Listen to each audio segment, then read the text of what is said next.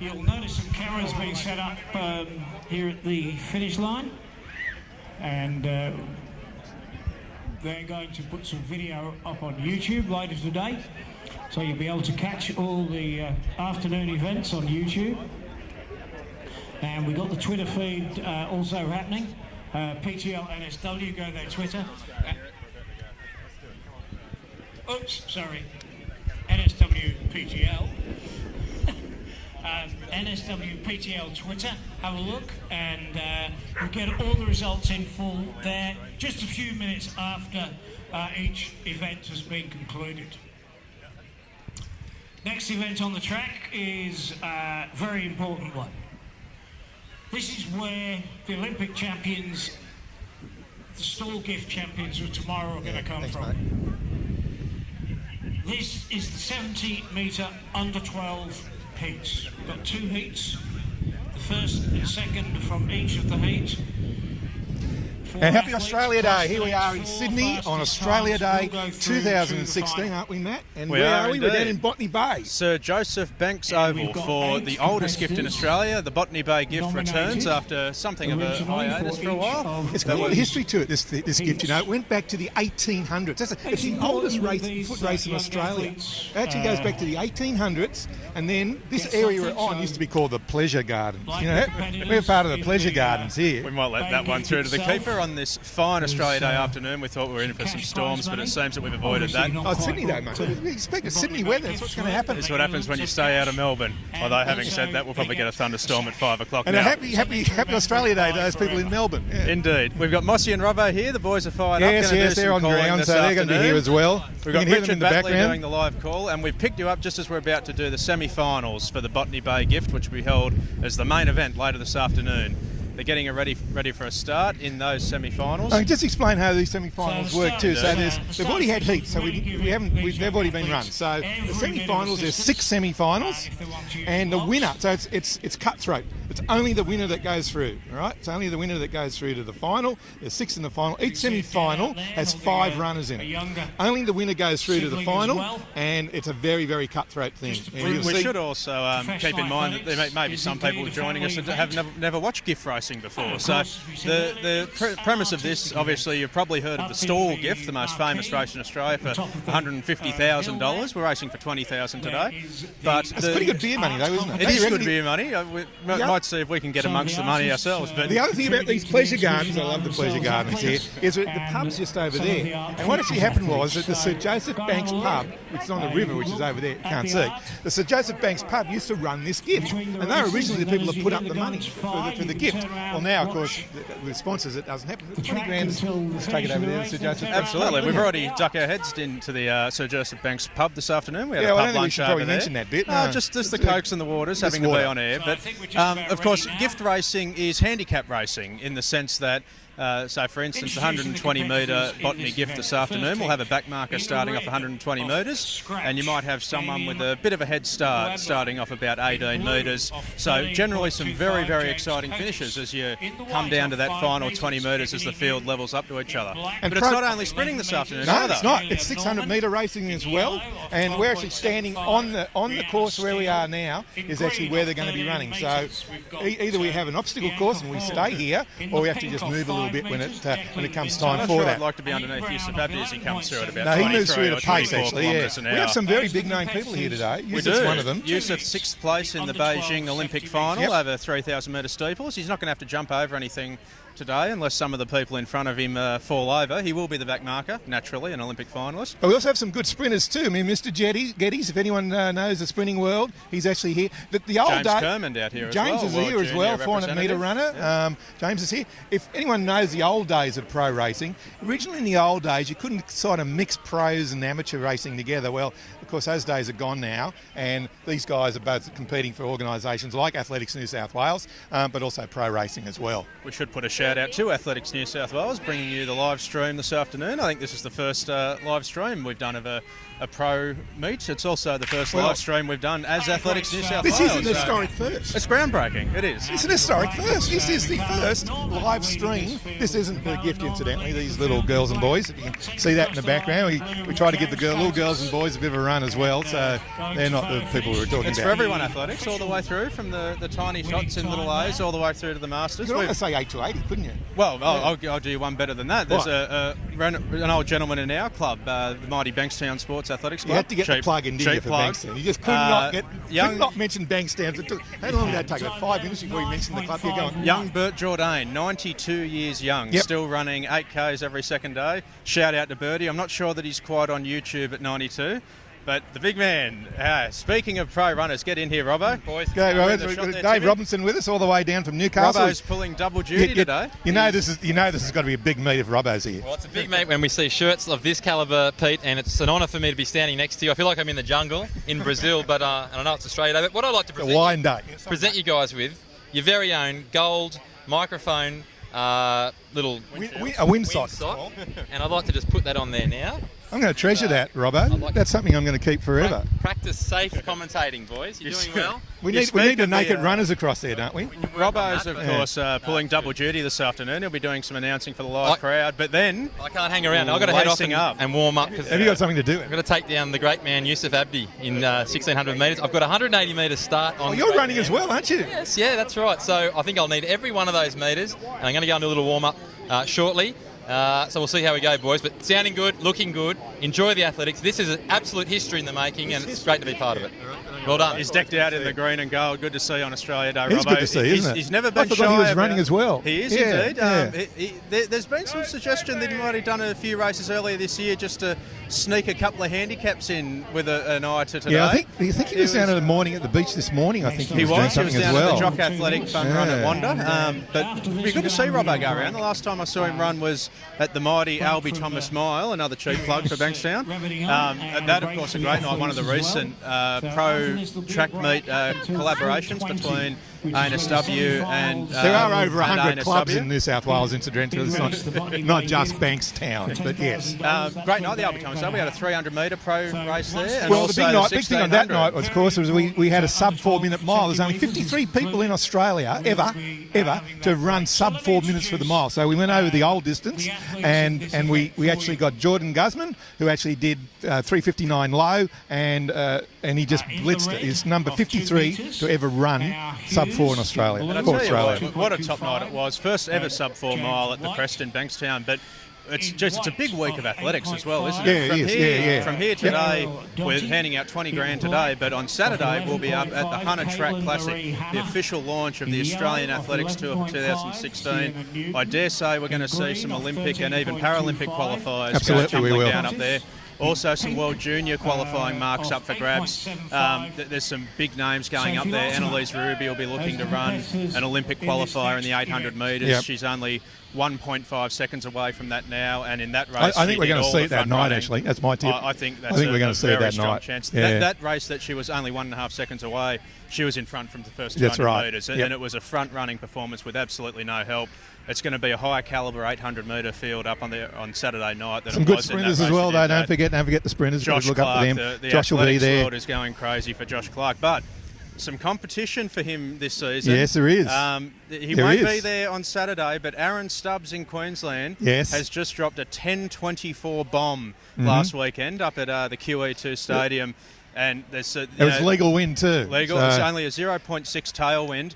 And, geez, you'd fancy him if he gets a but then nice you get the young bloke in Tasmania, Jack Hale. I mean, how good is he? Jack Jack Hale, he's still only a kid, really. Hello, Jack, if you're watching. He's only a kid. And how fast is he going? He's going 10 high as well. 10:38 PB, yeah, I think. That's right. But that was assisted, though. No, the 10:38 was legal. The bomb that he dropped, I think, was a 10:13. Yeah, he did that as well, when he had, I would dare say, a hurricane up his backside. Yes. But nonetheless, you still got to run that fast. So, look, it's very good stocks of young sprinters at the moment. The race I'm really looking forward to is the 3,000 metres, though, on Saturday night.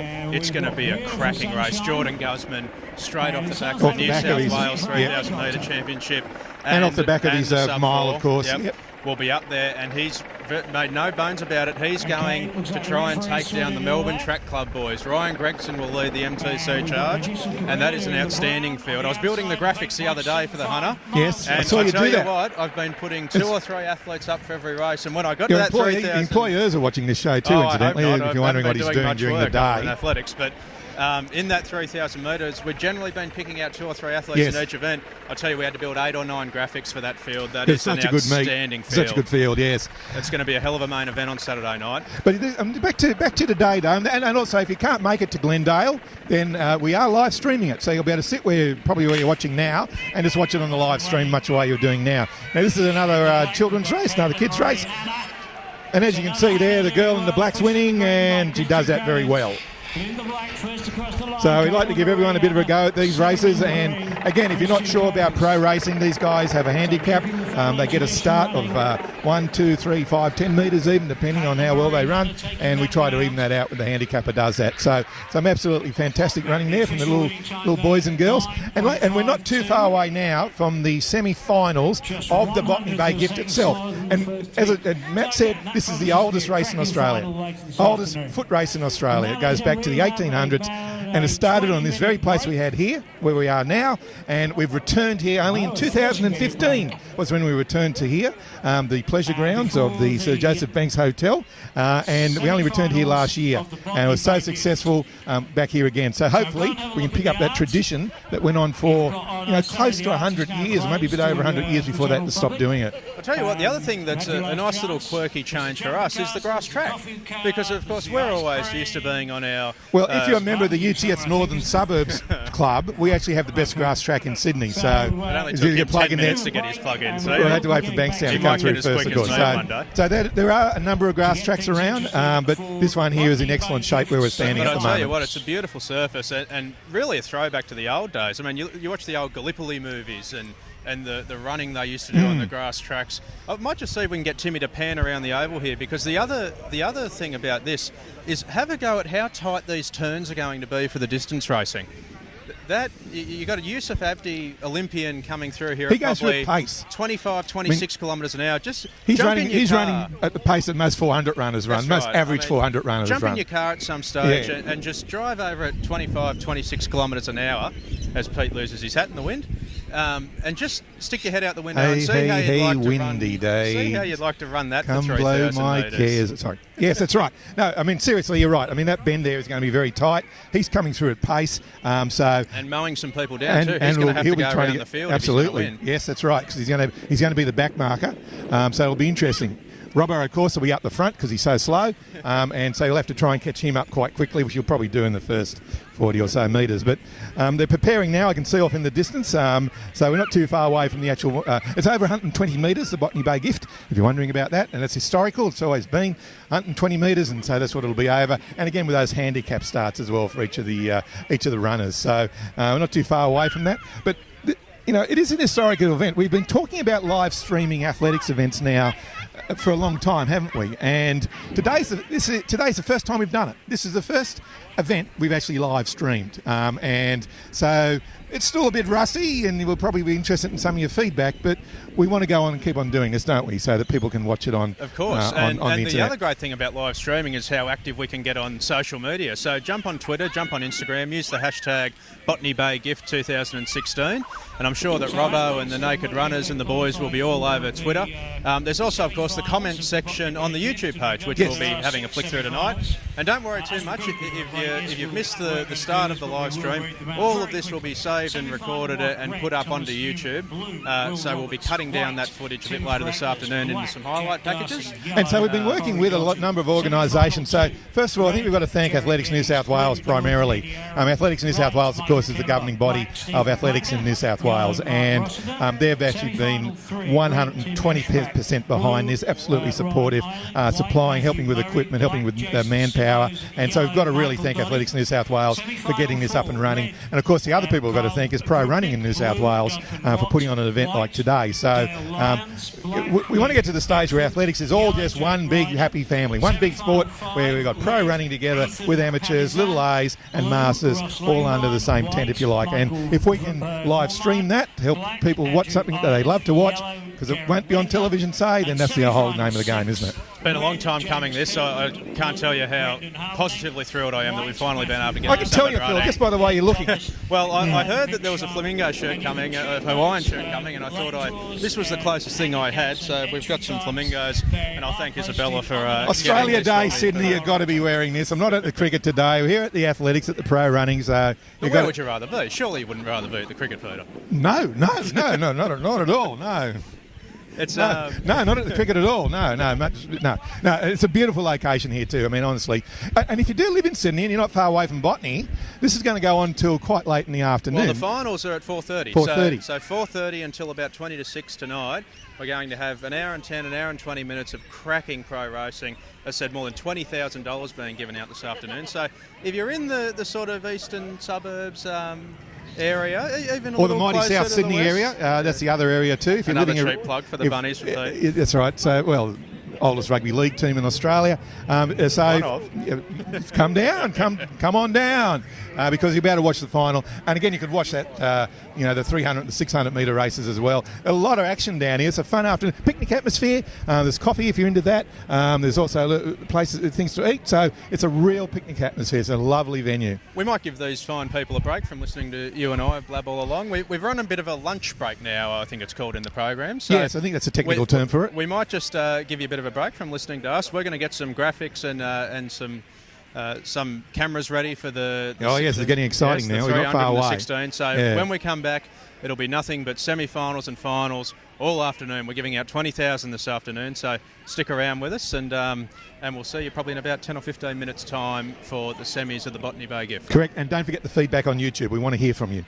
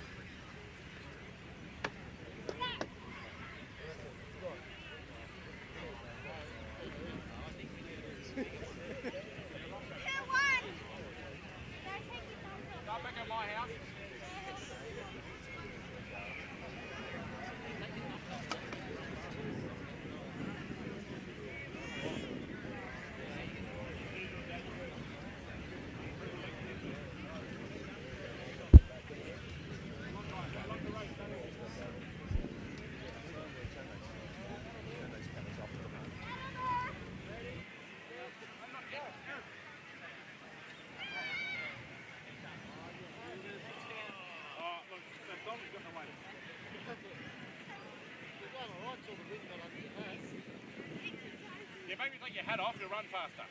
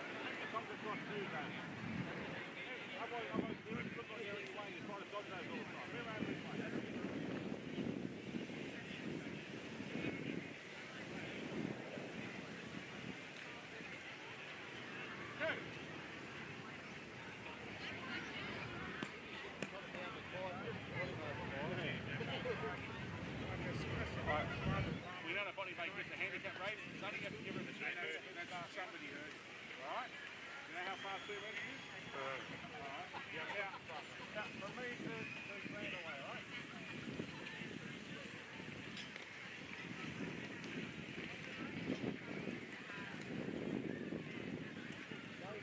Zoe, stop!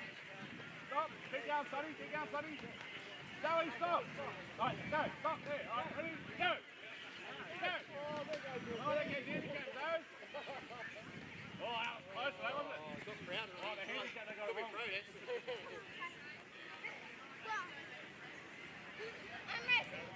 Take your thumbs off. Take your hat off. Right, stay there, Zoe. Stay there, Sonny. Ready, go.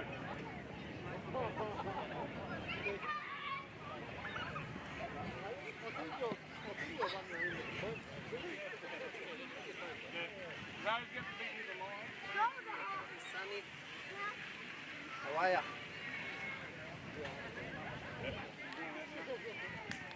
Charlie took the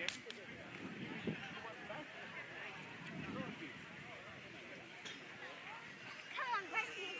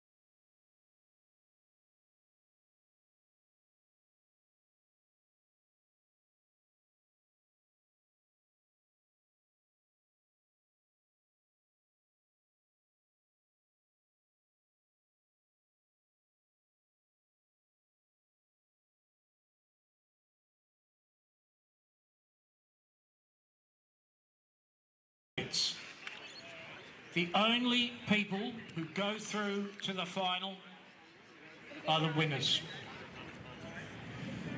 So, what's second place? Not good enough. And that's from an athlete.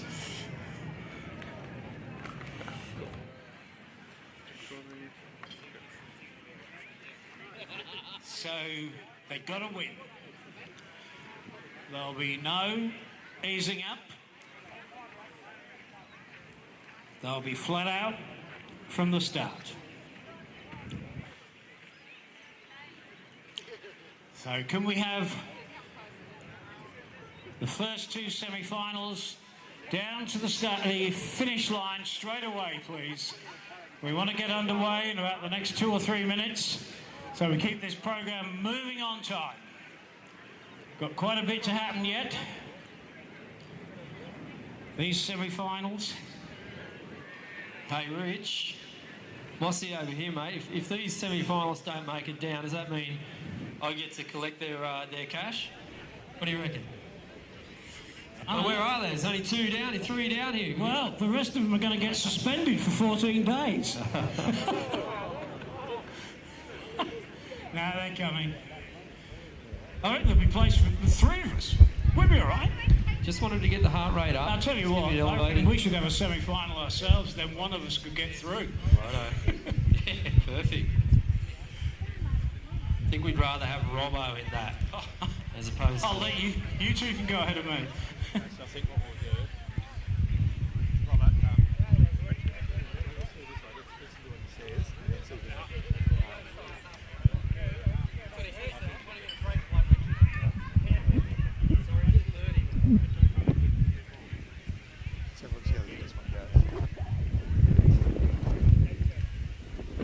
So, semi-final number 1, in reverse order, off 11.25 metres, local athlete from Botany, New South Wales, in the yellow, Corey Dotty. In the black, off 10 metres from Wilton, Jack Darcy. In the white from Sydney, off 10 metres as well, Tim Varaknis. In blue, from Petersham, New South Wales, Will Roberts. And from Largs, New South Wales, in the red, back marker off 8.75, Thomas Newman. 5 competitors.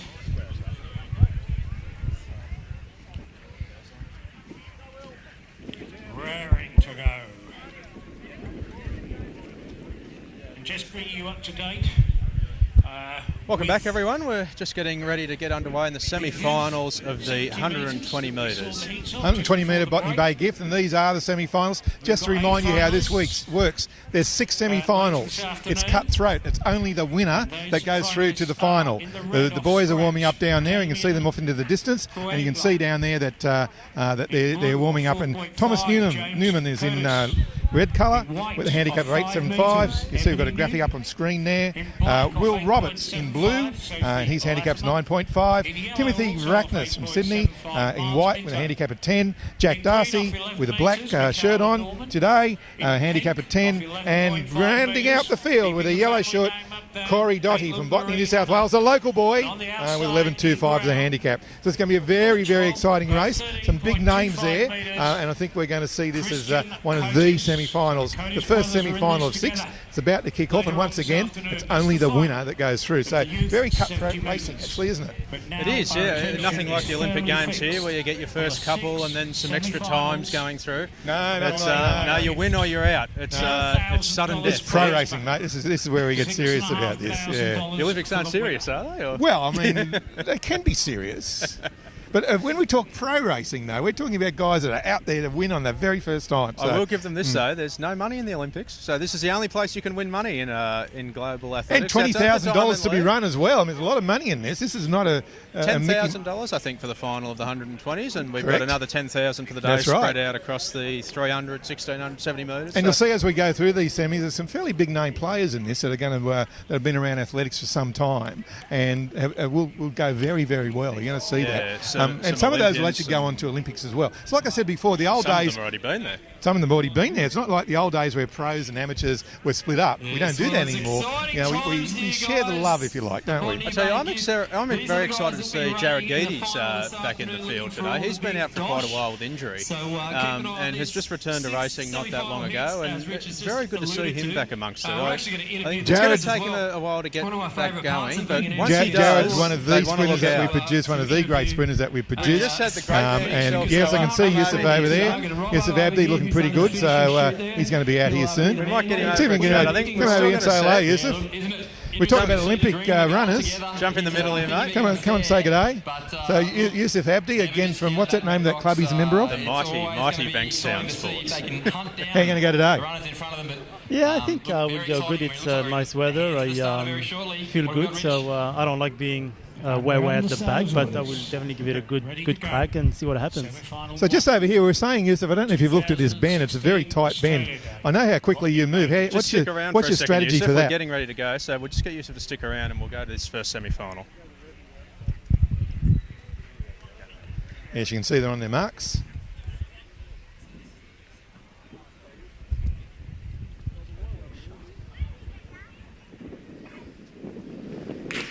Good start, even start. There's only 3 metres separated. Yes, and here's a good start. 5 athletes. Looks like the blues come through, but black as well. You can see that Will Roberts there is moving ahead quite well now. And Will Roberts is going to run away with this. Well and clearly done it. So Will Roberts from Petersham, New South Wales, taking that away now. So he's got himself a final berth. And getting the official winning time. Come back over here, Yusuf. 12.24. There we are. And the winning time there was 12.24, so not too shabby, is it? Remembering something 20 metres It'll on probably grass. take you a bit longer than 12 seconds, mate, to get around the 1600. Talk us through where you're at in the season now. Obviously, it's all geared towards Rio, but just starting to get back into the racing now. Yeah, training is been going well. I had a couple of issues with my calf and hamstring, but this is actually a good test for me just to see where I need to do a little bit more work, and then I've got Hunter Track Classic this weekend, and the Bankstown I heard a Invitational. rumour you're in the B race up there, mate. You wouldn't be used to being in B races, former Olympic finalist. Hang on, if Yusuf Abdi's in the B race, who the hell is in the A race? I was talking about earlier. What a field we've got. Who we got up in there. the A race? Yeah.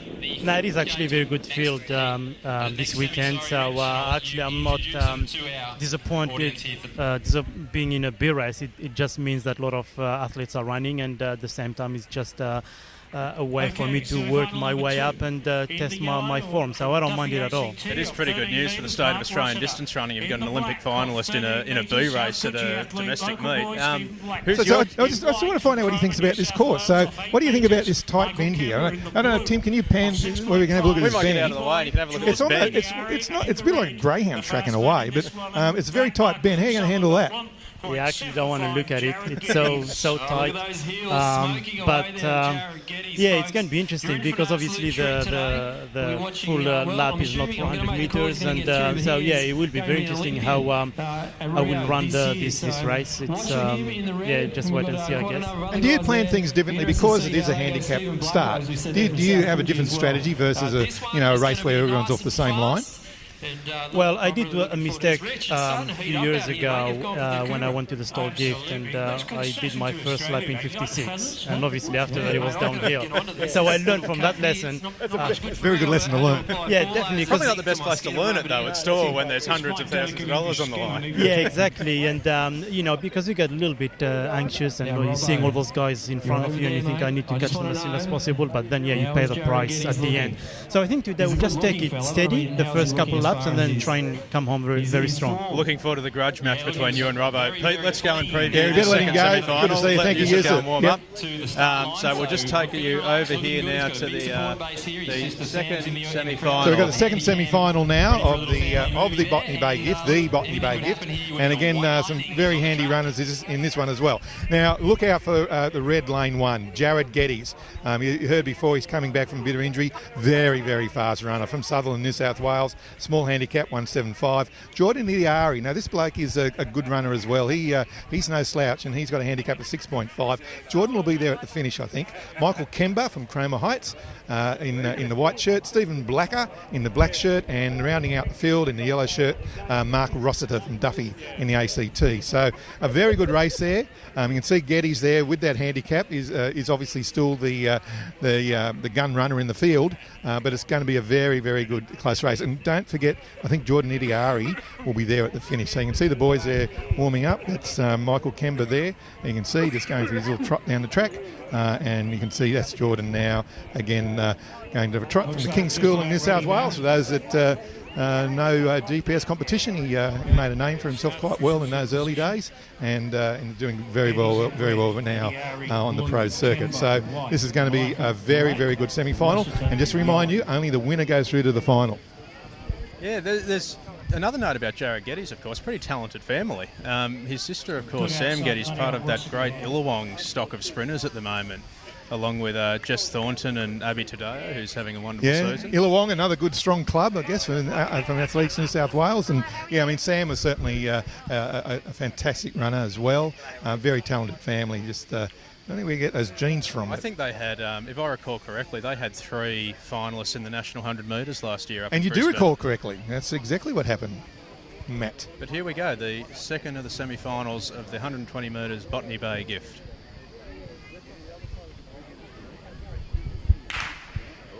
Yep, away they go there. You can see already getting a lead away is Stephen Blacker, and Stephen Blacker's from South Coogee. He's got that big lead. I don't think they're going to get him. This could be a bit of a tearaway, actually, and he does. He's led all the way. He had a big handicap of 13 metres, and he just wasn't going to be.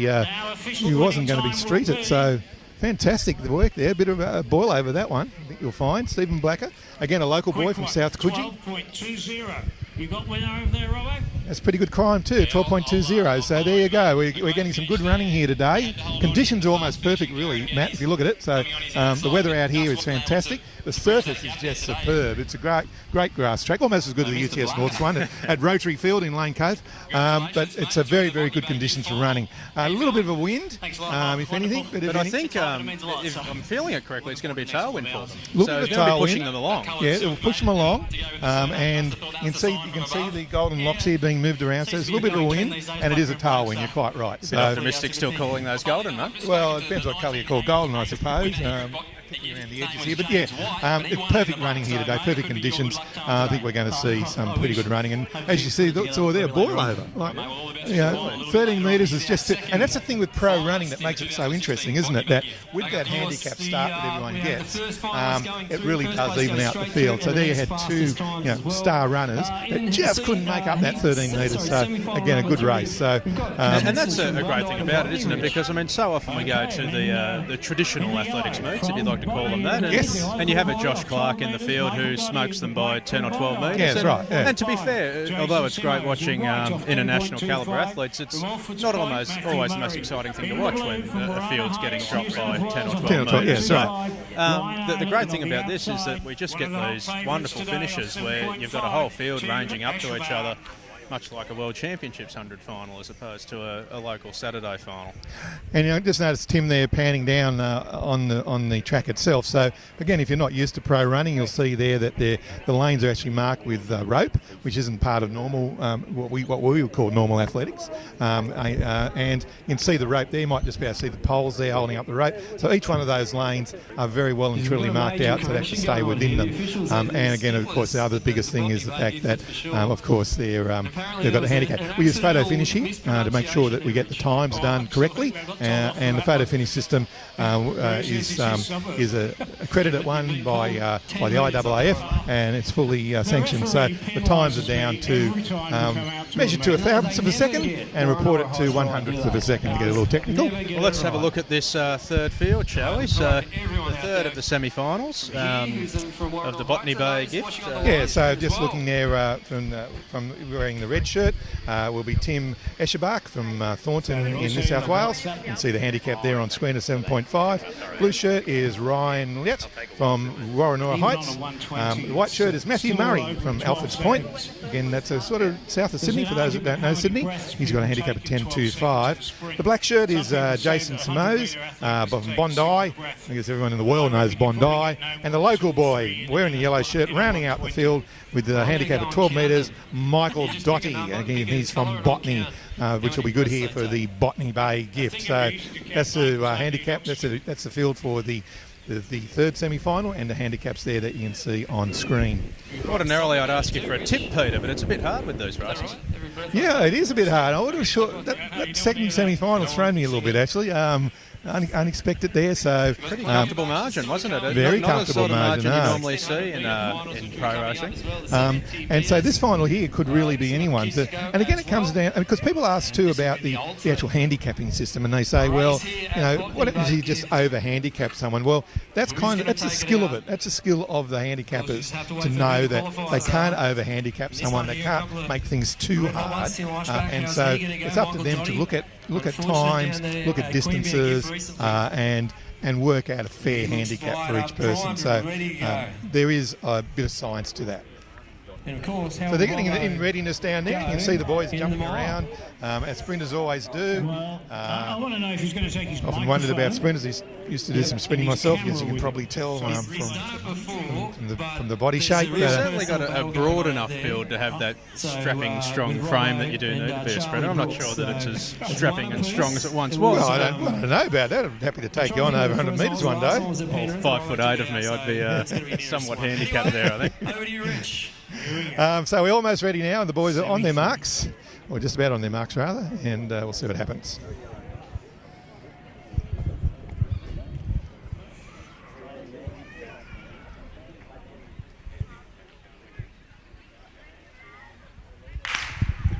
And away they go. A very even start now. We're just going to see who actually, I think on the outside we're going to see Michael Doty, the local boy. And this could be good for Botany if we actually make this happen.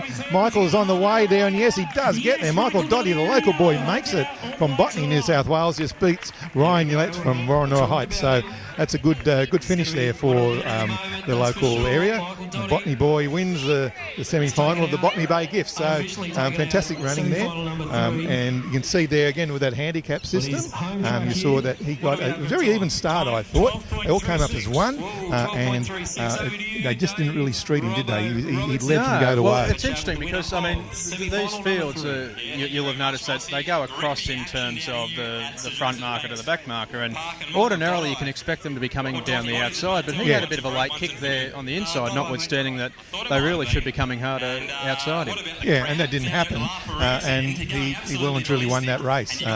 By, I would have thought, about 1.5 metres or so. So no very close finishes yet. We've had a couple of heats this morning that were a bit close, but no close finishes yet for the final. So again, with our photo finish system, that obviously splits them as well. That's the other reason for doing it. So, and again, it's not just photo finish, it's actually timing them as well. Most people don't realise that you're actually timing them with that photo finish system that you use. Obviously, it's a little bit different to timing a race normally, in the sense that some of them are running 120 and some of them are running 102, but it's good to give them, that still gives them a gauge, even though they can calculate their handicaps off that. Yeah, correct. Yeah, that's right. So, and you can see the boys now coming down for the fourth semi-final of the gift, and this is going to be a cracker of a race, this one. Again, some good runners in this, and just introduce them to you. So, again, from wearing the red shirt, what we probably like to call lane one is Kyle Grubnick from Mangaton in New South Wales. In wearing the blue shirt, Duncan Watt from Sydney. Wearing the white shirt is Dale Lyons from Albert Park in Victoria. Get them from all over Australia for this meet. They come from everywhere. We've had people from Queensland earlier on today. Wearing the black shirt is Luke Eckford from Tenabit in New South Wales. And rounding out the field with the yellow shirt is Jake Ryder from Thornton in New South Wales, a 15-metre handicap. Jake is an interesting runner. I think we might find that he'll do well in this with that kind of handicap at 15 metres.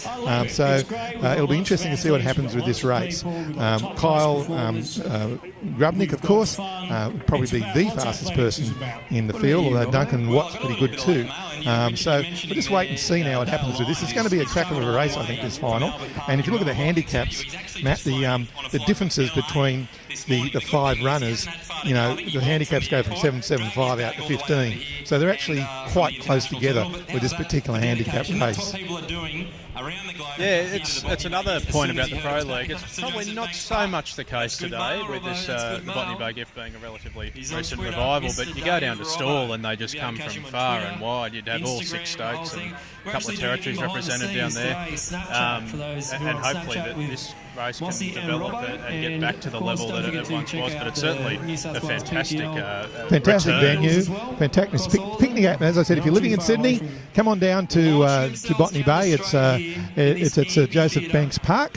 Right Still on got about an hour before the final starts. There's still time to get down here. Then we've got you can see an Olympic run with Yusuf Abdi. We interviewed him a second ago, so he'll be here. So there's plenty of time to come down if you actually live locally.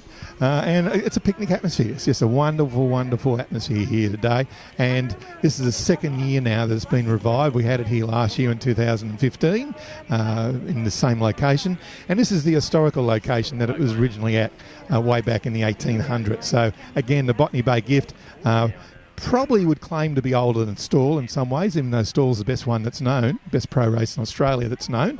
But Botany Bay Gift would probably say it was older because it actually goes back well into the 1800s, early 1800s. So when Botany Bay had square riggers in it almost. And this was the pleasure park. I love that. Where we are now is the pleasure park. It's part of Sir Joseph Banks Hotel, and the boys are now moving up to their mark.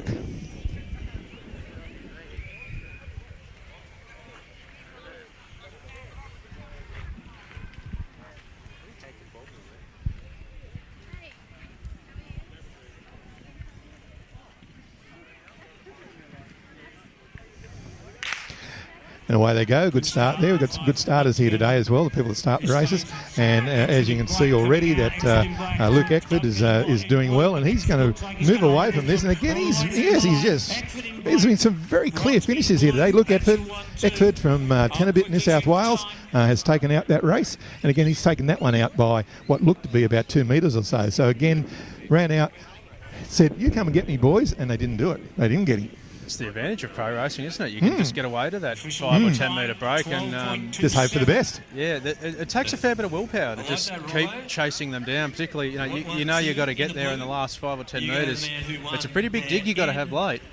Well, particularly since, remember, it's 120 metres, so I know myself from when I was younger that 20 metres is actually quite hard. I mean, that makes a difference, just running that 20 metres out there when we saw the race before. That actually is a big dig to do that. I tell you what, you complain about the 20 metres. I'm a very, very, very average distance runner, but it always I'm glad bugs you me. said very. I think very, an accurate description. But it bugs me. It's a genetic of your thing. My distance father's running. over there, so it's been passed down through the ages in my family. But the interesting thing with your father is he actually beats you. He's got better times. He did drop me like a stone last night. He's at a training, fit man. He's a good-looking bloke, isn't he? Oh, well, I'll leave that one for you to judge. But he's got a one-pack. I can see it from here. But that always bugged me about the 120 metres thing, because I used to do the odd half marathon, and people would say to me, "Oh, that's 21 Ks," and I said, "No." That's certainly odd the way you run. It'd be an odd half marathon for sure. It's 21.9 something. And I tell you, people say, "Oh, that's only 900 metres." But I'll tell you what, that's only 90 metres. But I'll tell you what, when you run 21k, the 90 metres is significant. 21.095 to be precise, but who cares? But yeah, that's right. That last bit, and it's the same as a sprinter. That last 20 metres. I tell you, when you run 21k, and someone says, "Oh, don't worry, there's only 90 metres to go," they're not the most popular person with you. Are you saying that's pales in insignificance when I talk about 120 well, metres? To be fair, it's quite an intense last 20 metres here in the 120 as opposed to the end of a half marathon. But I tell you what, we were talking about Yusuf Abdi earlier and some of the longer races he's done and the level that he's at. The statistic that's always horrified me is the 2:03 marathon world record. You look at these 400 metre runners. And for instance, Lisa Celli from our club, third in the national 400 hurdles final. This is supposed to be a neutral. Oh, I know. This is a neutral, witty. This is a neutral a neutral broadcast. But just put this into perspective. I don't want to hear this again about your club. I'm just going with her because I know the time. So she ran third in a national 400 hurdles final last year in 59 seconds. Now, the marathon world record, which is 42.196 kilometres, I was there when she did that. works out to 72 second 400s. Yes. Panisa. That's Which a, is that's a just big ask. horrifying. That's just a huge. Most people can't run 400 metres in 72 seconds. Let alone doing 105 of them back to back. Are you going to let me introduce this field now? Oh, yeah. Because we've had Let's a get graphic the up field there up. for some time now. Here We're about to have a graphic up there. So There's our field for the... So wearing the red shirt in lane 1 is Ethan Lane Panizza. 1 in the red, Yeah, that's what I said, a red shirt from St Ives in New South Wales. Wearing the blue shirt in lane 2 is Ross Langbian from DY. Wearing white in lane 3 is Michael Vumard from Armidale in Victoria, all the way up from Victoria. Good to see that. The black shirt is Andrew Illett from Randwick, New South Wales. And rounding out the field in a yellow shirt, Darren Whittaker from Mordialloc, again, suburb of Victoria. Welcome to the Victorians. So you can see the boys up there getting ready with their blocks and having a bit of a practice run and just see what happens now with this semi-final of the stall, the Botany Bay Gift. The stall gift, incidentally, which is what was in my head at the time, is probably Australia's second oldest race, and the guys down there would probably want to argue that point. But this one here actually started first, and it hasn't been continuous. It did stop. They stopped for me a combination of lack of interest and also lack of money. But last year was revived again, very successfully and thankfully as well, because as you can see, it's just a fantastic event. So it's back. It's here to stay, and I think just. We might pan when this race is over. It's quite a big crowd here. And again, if you are local, come on down. So this is the 5th semi-final of the Botany Bay Gift. The boys moving up to their marks now.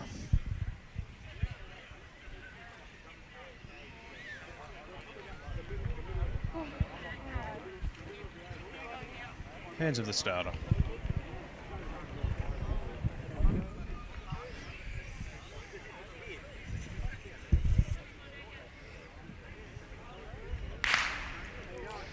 And away they go, and you can see there Darren Whittaker's got out very well, the man from Mordialloc in Victoria, just on the inside. Maybe Ross Langbian trying to catch him, but I don't think it's going to happen. Darren's going to lead all the way. Victorian has made it through to the final. Darren Whittaker is now the 5th finalist for that Botany Bay Gift final. So there you have it. You've got 5 of our finalists now for the Botany Bay Gift. And again, a similar sort of category there that happened. It's a similar sort of result there as before, and that is he ran, hit the ground hard as soon as he came out of those blocks. He was in front to begin with, and then he said, right, this handicap system is going to work in my favour. You've got to try and catch me there, and they didn't. It's just that tactical racing advantage of being out front, isn't it? It's very different to distance running, it is where different. you peel off the bend and you've got that 100-metre straight to run them down. Very hard to hold them off in distance running. It's really the opposite in sprinting, where you've got to go past them, and it's a very narrow window in which you've got to. You don't have much time, and the other thing that's different, the strategic difference is the fact that there is a handicap that if you are in front, those guys stay in front. So if you're not used to running in handicap races, then you're not used to the fact that I'm going to be in front. That is an advantage. It's a huge advantage, even if you are slower, because the others still have to try and get you. And if you go out hard, ranging up, you've got to get in front as well. You know, the dip is very important in these pro races. And as I said, that 20 metres, that last 20 metres, that can make a big difference if you're on the back marker and you've made some ground, you've run hard to catch up, you're getting lactic acid build up, and then we go to another 20 metres. Whereas the guy who's been in front the whole time, he's got a bit of an advantage. The other thing, of course, is that you don't have to run as far as one of the lead runners. No, it's the other thing. You're running 100 metres and the guy behind is running 120. That's right. I mean, I've always given some of my sprinting mates a bit of stick that they're fairly soft getting tired in 11 seconds, but I imagine, never having run that fast, that it's actually quite difficult to that lactic build-up after 70 or 80 metres. And it's 20% further distance than 100. It's not insignificant, the extra 20 metres. And that certainly happened to me. I mean, I've sprinted, but not at the levels that some of these guys are doing, obviously. But your legs are just like lead. You just can't move them. You know you've only got to go 10 metres, but that last 10 metres just, it may as well be 100 metres or starting all over again, because it actually is quite hard to do that last 10. Here we go, Peter. The last of the semi-finals. Run us through the field, mate. Okay, so in lane 1, wearing the red shirt, James Kermon. This boy is one to watch too. Now, James is a technically a 400-metre runner. It's probably his best distance. Runs a really mean 200 metres too, incidentally. Run for Australia, World Juniors representative. He's among the very top under 20 athletes in Australia. He's from the Campbelltown Club in Sydney and very proudly represents them. Mighty Western Sydney. Here we go. Yeah, that's right. In lane 2 with the blue shirt is Brendan Harwanick from Collaby in New South Wales. In lane 3 with the white shirt is Matthew Harvey from Victoria. Wearing the black shirt in lane 4 is Ben Thomas from Woolloomooloo. That's a great Australian name, isn't it? Australia Day. Good that. Woolloomooloo. I think there might be some Indigenous heritage there as well.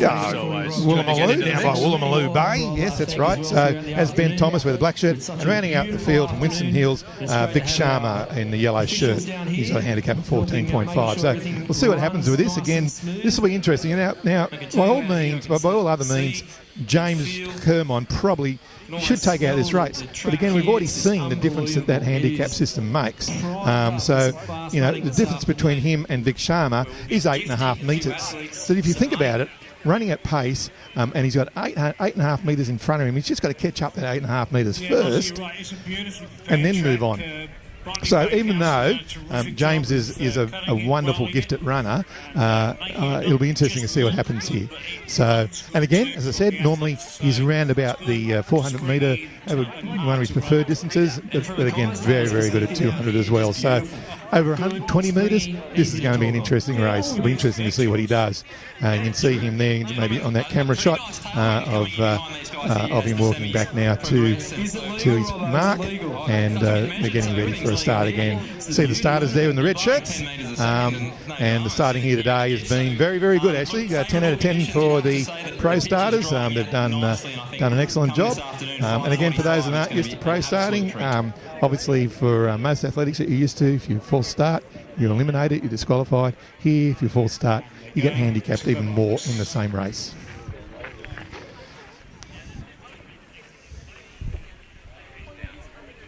So here we go. They're in the hands of the starter, the 6th and final semi-final for the Botany Bay Gift. Remember, of course, only the winners go through. Sudden death here, you win or you're out. And it'll be a final field of 6 this afternoon at about 20 to 6. The old set up in the wrong way. It looks like one of the athletes, Vic Sharma, by the looks of it. This is resetting up his blocks. This, I think, was possibly in just slightly the wrong position. One of the starters noticed that. Sneak a little extra half a metre. Oh, officials are great though, aren't they? Officials. Well, you'd have that's to what they're there for. You? Couldn't run a meet without officials. Okay, we'll see what happens this time.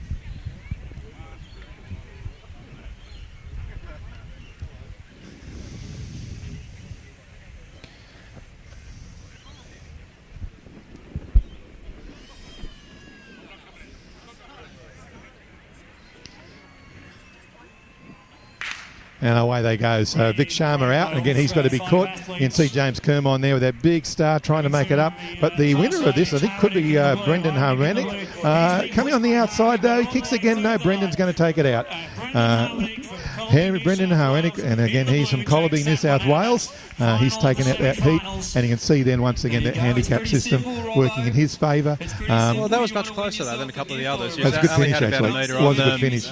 Kermon coming down the outside, but just, I think he needed another 20, 30 metres, knowing the runner, knowing the guy, and I think would have been different. So I think 120 was probably just a touch short for him, particularly with that handicap. But a good race, a close race. It's going to be a great final. How good's the final? The runners in the final. We've got $10,000 on the line. Yeah. I tell you what does that work out to? About $1,200 every 10 metres. 3 rounds in the pub, isn't it? Yeah. Well, it depends. Certainly in this area of Sydney. Yes. Well, so Joseph Banks Hotel just over here, which is one of our oldest hotels in Sydney. Priced for lunch, wasn't it? Nice little pub. Yes, and we just had water. Just had water. Just the water. We had to be on air, so we might have something stronger in a couple of hours, but there might be a bit of a debrief from the Botany Gift at the Sir Joseph Banks Hotel. Well, there might be a debrief from some of the runners over there going over as well. I would hope so. Yeah, so we've got the final now, and that final, we'll do a graphic of that so you can see the graphic, who's made it to that. And that's going to be a very exciting final. If you look at the 6 winners that have gone through of that semi, I think that final is going to be a pretty exciting one to But I tell you what, I'm getting ready.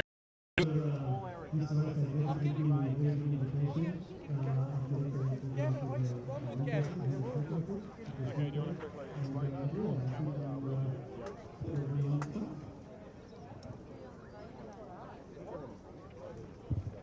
good. There you go, folks. That's a little bit of sneaky inside information. Thanks very much, U12 Final.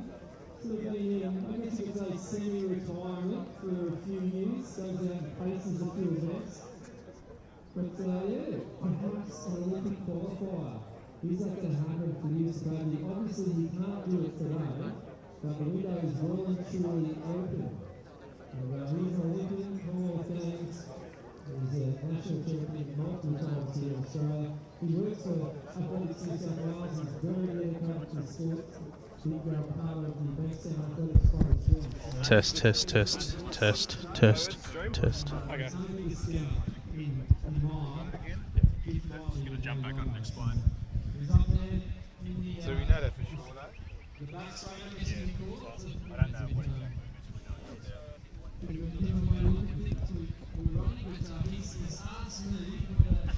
G'day folks, we just wanted to explain what happened there. We just had a bit of a technical problem with some of the streaming kit here. I suppose it's the first time we've done it. There's no way it was going to go off without a hitch. We're just trying to work out what exactly we've missed. We're supposed to go off without a hitch.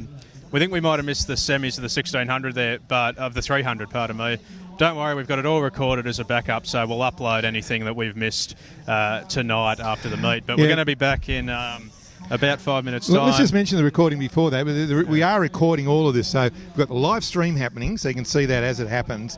But we're also recording it as well separately, and you'll be able to watch the recording later in your own time whenever you'd like to. We'll also cut it up into some highlights packages for you, so you won't have to navigate through a 3 or 4 hour video. But here's the great man. So you don't have to listen to us. Here's the great man, Yusuf Abdi, warming up. Going for a bit of trot behind us. Yep. But we're just getting ready to go in the 1600 metres. We might just preview this field now, actually. Up, shall we? That'd be a good thing to do. Again, this is going to be a very good race. We've got there we go. You can see that there. And the front man, the great man, the big man, two-time Olympian, Yusuf Abdi with the red shirt, and he's coming off a handicap of 0. Good set, 0. And then Mitchell Obricks from Rouse Hill, Finbar Warren from Sydney, Charlie Brooks from Springfield, Reese Gilton from Howell Bay, Earl O'Brien from Springwood, Stephen Archer, and there he is, rounding out the field, or not quite rounding it out fully, is Robbo, Dave Robertson, and we spoke to him earlier, and he's from Newcastle with 180 metres there in front, and then not quite rounding out the field, here's Cash Powell as well from Garringbar. Sean Williams will be wearing the grey shirt. Sweat Sydney, Sean Williams, yeah, the that's super right. coach. Yes, he's super coach, that's correct. Kimberly Fletcher from Metford in New South Wales, in a red and white shirt. Amanda Russell from Raymond Terrace. And 440, I'll say that again, have a look at the screen, 440 metres in front is John Walton, wearing the black and white shirt from Wheeler Heights. So the difference between I might just have to Yusuf check Abdi, if that's the same John Walton that I know. If he is, he's a how many 55, John Waltons do you know? He's a 55-plus athlete, Yes. The Johnny Walton I know. He's been Johnny Walton, is it? one of the best Masters runners in our club for a long time. Okay. So if it's one in the same, that's going to be quite remarkable, really. So, but there we are. But just have a look at that is 440 metres from there to Yusuf. So in a 1600 metre race, got to give him a lap. It's pretty much a lap. It's 1/4 of the race he started in front of him on. So you can see that someone like Yusuf Abdi is going to have, and the others too, are going to have their time in front of them to make up that distance. We've talked about the grudge match as well during the week, a bit of banter. We've just built a couple here. Have a look at this. The great man, Dave Robertson. Mossy and Robbo fame. I tell you what, it was a bit hard to do his career highlights compared to Abdi. Region of runners represent. What's the region of runners? The mighty Newcastle. You'll get in trouble for asking that question of Robbo. Runners. He fancies himself the great hunter ambassador, Robbo. He'll be wearing brown this afternoon. But this is the man he's going up against, the 180-metre handicap. With Yusuf, the career Olympic highlights finalist. reads a little more impressively, doesn't it? Well, yes, 3,000-metre steeplechase, Beijing, London, great athlete as Yusuf. He's still got a chance, incidentally. Don't write him off for Rio either. He's got a real good chance for Rio, does Yusuf. We don't want to put him off, but I think he's got a very good chance in Rio. So, again, yes, if you're writing up a graphic... and I can report that the Johnny Walton I thought we had is indeed the Johnny Walton himself, the great Masters man from Bankstown. Mate, you've got an Olympic finalist giving you 440 metres. What's the strategy going to be in the race? I'll go hard and then go harder and see if I can do him.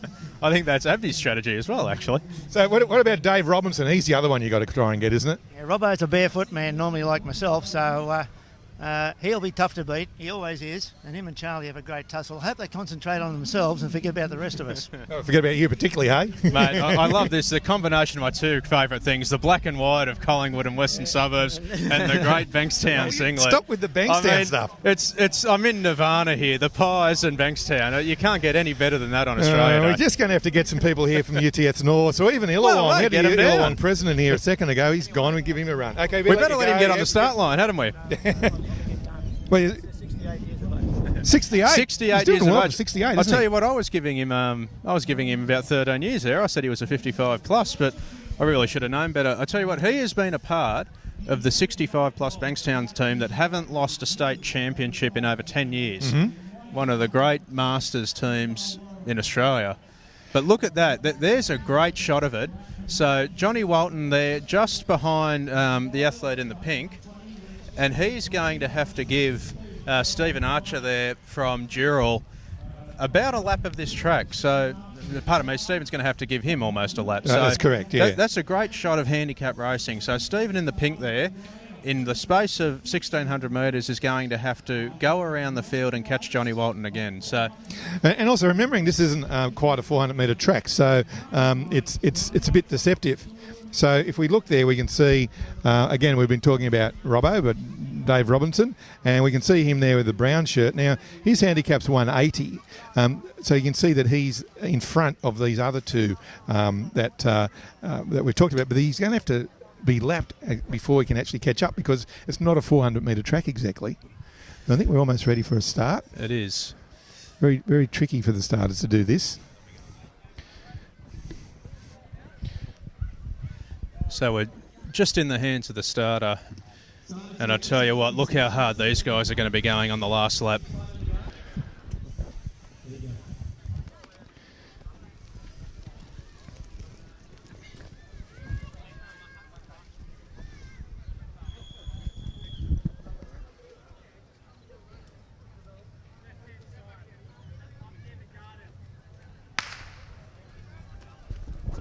Underway now. So underway, yes, for the 1,600-metre open final. $1,000 here in total for prize money. $500 for first, $150 for second, $100 for third, and $50 between fourth and eighth. So you can just see Yusuf coming past now and shot. So you can see the sort of distance he's got to make up as he heads down the back straight. And it's going to be an interesting race now. You can see these guys are spread out already, and no one's really made a move Sean yet. Williams going down there, the super coach. He's responsible. Sort of jogging at the moment, though, I think, Matt. And look at Robbo running with Robbo's Jumpy. coming Have a around. go at this. He's got the Australia Day mascot with him. Carrying Jumpy the kangaroo. Hey, is that legal? Do you reckon that's legal? Is he going to get an advantage out of I don't think carrying it's that helping kangaroo? him. Look at this. It's a good race here. You don't think it's helping? It could be helping him with his balance. He certainly needs that. Look at this pack of five going through now. And this is the thing, it's not like a 300 metres or 120 in pro racing. The 1,600 metres is a true distance race. You can't just go for all hell and leather from the start. You're going to need something late. Here comes Yusuf coming around the bend again. Of course, the tight turns are going to be a challenge for him running at his pace. Yeah, and you can see John Walton there, your mate. He's still there to be caught, but I think Yusuf is catching up to him.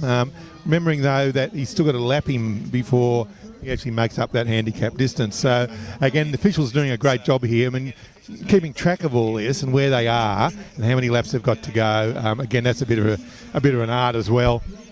And we have officials that are monitoring each and every athlete. Robbo going past in with the yellow kangaroo, golden kangaroo mascot. Jumpy, the mascot. Jumpy the kangaroo. Jumpy the kangaroo. The Mossy and Robbo How mascot. original is that? Jumpy. Talk to me about that. They're coming around now. Timmy will get a shot of Yusuf coming around the bend. And look at the speed. Look how tight that bend is that he's got to get around. Yeah, well, that's what we were saying before. I was saying before to Yusuf and also to James Kermond that's a very tight bend. And for these big striding runners where they stretch out, it's a tight bend. And as Yusuf said, Here it's comes Johnny Walton. not an Olympic bend. And as James Kermond said, it's hard for him to do. He feels like he's almost slowing down as he goes around the bend. So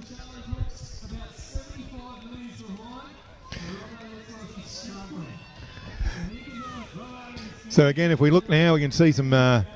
There's Sean Williams coming Sean around. Williams coming around from Kingsford. One of the great sort Sydney of a local coaches. boy. He's Yeah, responsible for multiple Olympians coming out of the Sweat Great coach. Sydney He's squad. running well too. He's running within himself. He looks quite comfortable. Robbo's in a bit of a battle here. He's puffing pretty hard there. I think Robbo's doing it hard. I think he's gone. I'm going to call it now. I think Robbo's gone. He's moved to the outside. I tell you what, he's running along the fence. He's giving high fives to people. That's not the kangaroo's giving high fives. I think he's given Robbo's up. gone. No, he's out of it. I think he's given up the dream of winning. He's just going to go around and soak up Shattered. the crowd. He'd be shattered already. But here comes Abdi. He's starting to pick them up here now. Yeah, tactical race. Still got a lot to go, though. You look how far he's got to make it up. But, again, we'll see what happens. Here's the bell. You can hear the bell lap coming around. This is... so here's our leader coming around Kimberly in the red Fletcher. and white. And Kimberly Fletcher's from Metford in New South Wales. See how she's They're going. coming now. Johnny Walton's going to get rounded up here. Here comes Sean Williams. He's going very well in this race. But I tell you what, Kimberly's got a bit of a lead here. Could be a bit of a turn-up too for Sean Williams. He's looking very comfortable, actually, I reckon. I'll call it now, Peter. The backmarkers can't win this. Kimberly's on the final bend. I think we might have Kimberly just taking out this race. That's a very big lead. Here comes Robbo again. I don't think the Kangaroos helped him at all. He's being lapped again. No, I think... Here comes our winner, I think. Here she comes down the front straight. They're not going to She get did have a big lead. Making it look very comfortable. That's a comfortable win. Daylight second. Kimberly Fletcher from Metford, New South Wales. Sean Williams, very well super done. coach. And Sean Williams, that's a great effort. I tell you what, fantastic effort from Sean Williams. The Sunday morning sessions with his squad are paying off. Yeah, I think he's got some curry out of that. And here comes Cash Powell carrying bar, and now crossing the line is Stephen Archer. Johnny Walton, your mate. Oh, Robbo tried to put in a finish there. He's just in the grudge match Kangaroo's stakes. Gone in the end. In the grudge match stakes, he's held off Abdi by about a metre. Yeah, I think Yusuf let him have it in the end. I think he felt sorry for him. That's what I reckon. But a good race, good tactical running, and that was 1,600 metres. Mate, that's distance running. Distance running at its best. Well, I mean, it's distance running, yes, and it would be one of the best ones I've seen. So that's true what you say. And again, it was an interesting race where, again, and it's what we were saying before, men and women run in the same race. So, you're getting someone that's obviously a woman with a slight build versus some of these big muscular guys. But she's 400-metre handicap, whereas, these other guys have got no handicap going off scratch or indeed 85 metres out. So, it's well handicapped, these races, and it gives the girls and women a chance to do well at the same time. So exciting running with pro racing, and I think that's one of the things why I think we'll see it pick up a bit more over the next year or two. Well, particularly also with this partnership between Athletics New South Wales and the New South Wales Professional Track League, it's exciting times ahead for the collaboration between pro running and traditional athletics, as we keep calling it. And what's more so is the crossover of the athletes as well. It's been quite a bit of are down. Like, there are probably still people maybe listening or watching that they're still thinking that if you run in pros, you're not allowed to run in amateur. That used to be the case, and they're very strict about it, but not anymore. You can move back and forth between the two, and that's what we're starting. James Kermond's a good example. Jared Geddes a good example. Today. Yusuf Abdi's a good example, where they move around that. And that will only increase the trend when you've got the athletes of that calibre doing the crossover. You just know that the kids are going to follow over. So I believe Robbo's going to do a victory doing lap. a lap of honour despite not having won anything. But I'm not quite sure he's doing a victory lap, nor am I sure if he's going to be able to finish. Have you got it in you, Robbo? Can you do another one? Yeah, if you're doing the victory lap, Robbo. High fives to the kangaroo. He's off to Bay 13 here at Sir Joseph Banks Oval. Bit of hug action happening here with Robbo. So I tell you what, it takes a special kind of gravitas to do a lap of honour despite not having won the race. Coming almost last, really, didn't he? I mean, let's be honest. It was a sterling effort tell you for what, Robbo. he is getting a reception though. You've got to give him credit for that. Look, he's signing autographs and selfies happening everywhere. Just he can find a selfie, Robbo. Yeah, well, he usually takes it himself. That's the whole point of it. Most photographed man in athletics, thanks to him. So we've got some presentations going over here, but after that we'll try and get Kimberley over here for an interview, and maybe Sean Williams as well. Actually, an honourable second place. But Sean Williams had a fantastic run. As you say, he's one of our leading coaches, and he did very, very well, and he looked like he was going to win it at one stage. I thought coming down the back straight, he was looking very good. We talk about the student becoming the teacher, but it was the opposite today. It was teacher becoming the student. Sean, obviously one of the best-known coaches in New South Wales, responsible for multiple Olympians. Yes, that's right. But good to see that he can still practice what he preaches. Have a bit of a run as well. So there we are. You can see him on the dives, getting his medal. There we go, Kimberley getting her medal, and also, of course, with pro running, her cheque as well, $500 for first, and a sash to go with it. So fantastic running there. And as I said, that's a great thing about pro running, where we can see women win these races, and if the handicap's done correctly, it makes it a very, very exciting race, which of course is what we saw. Let's see some of the paparazzi over there taking the photos.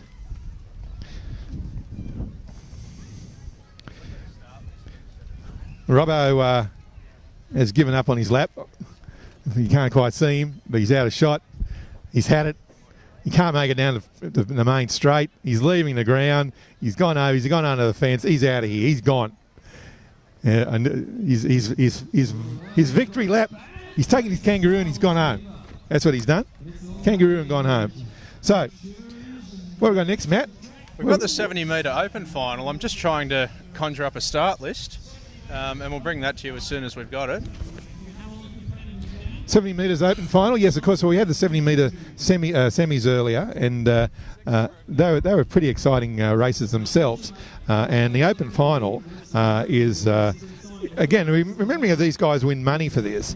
The total prize money here is looking pretty good. They get $500 for first, they get $150 for second, and they also get $100 for third. So again, the prize money is looking pretty good if you're doing pro athletics. So we had certainly more prize money than most traditional athletics meets, which is the big donut. Yes, or the medal, which isn't really made of gold anyway, of course. But with these 70 metres, when we start them, you're going to find it's going to be some exciting racing. You didn't see the semis before. We didn't show you them, but they were very exciting races. They were. We were setting up when they were the on. same cutthroat nature that we were talking about in the 120s. So you win or you're out. The people have made these, have made them, and deserve to be there. So it's going to be a very exciting final for the 70 metres. Still a lot of running today. We're nowhere near finished here. We've still got the Botany Bay Gift, which of course is the 120 metres and 120 metres at the end of the day, and that's the big one. That's the one we're waiting for. That's going to be very exciting. So a lot of action here still to come at the 2016 Botany Bay Gift here at Sir Joseph Banks Park in beautiful Botany Bay.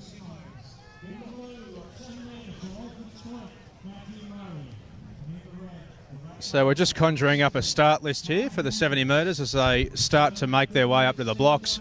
I tell you what, it's a lot shorter start than the 120, isn't it? And the other thing is that the handicaps here are a lot more condensed by virtue of the fact that the race is just over half the distance of the 120. Yeah, so that's correct. By virtue of that.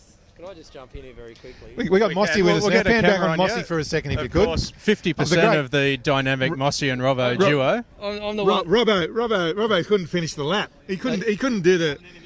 He couldn't. There's the kangaroo makes more sense than Robbo. And Jumpy the kangaroo. Jumpy Junior. Jumpy got left in Glasgow. But boys, you are doing a fantastic job. The Twitter's just lining up. It's saying get rid of Mossy and Robbo. They'd never say that. Yeah. They would never say that. But the Twitter people are your people. No, mate. Across all, even Snapchat, they're saying these are the guys. You're doing a fantastic job. How can they do it on Snapchat? It's all they I'll got to do tell you is what, mate. send you a photo. I'll tell you what, No, you need to know Mossy, about you need to Snapchat. do a bit of answering for your mate over here, Robbo.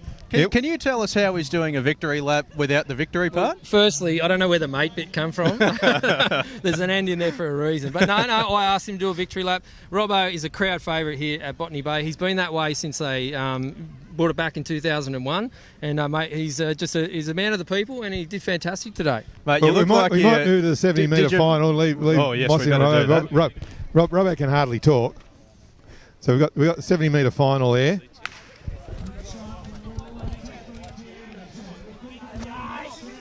And as we can see there, again, a very close finish as they come down. Oh, he might have pulled a hamstring over the far side.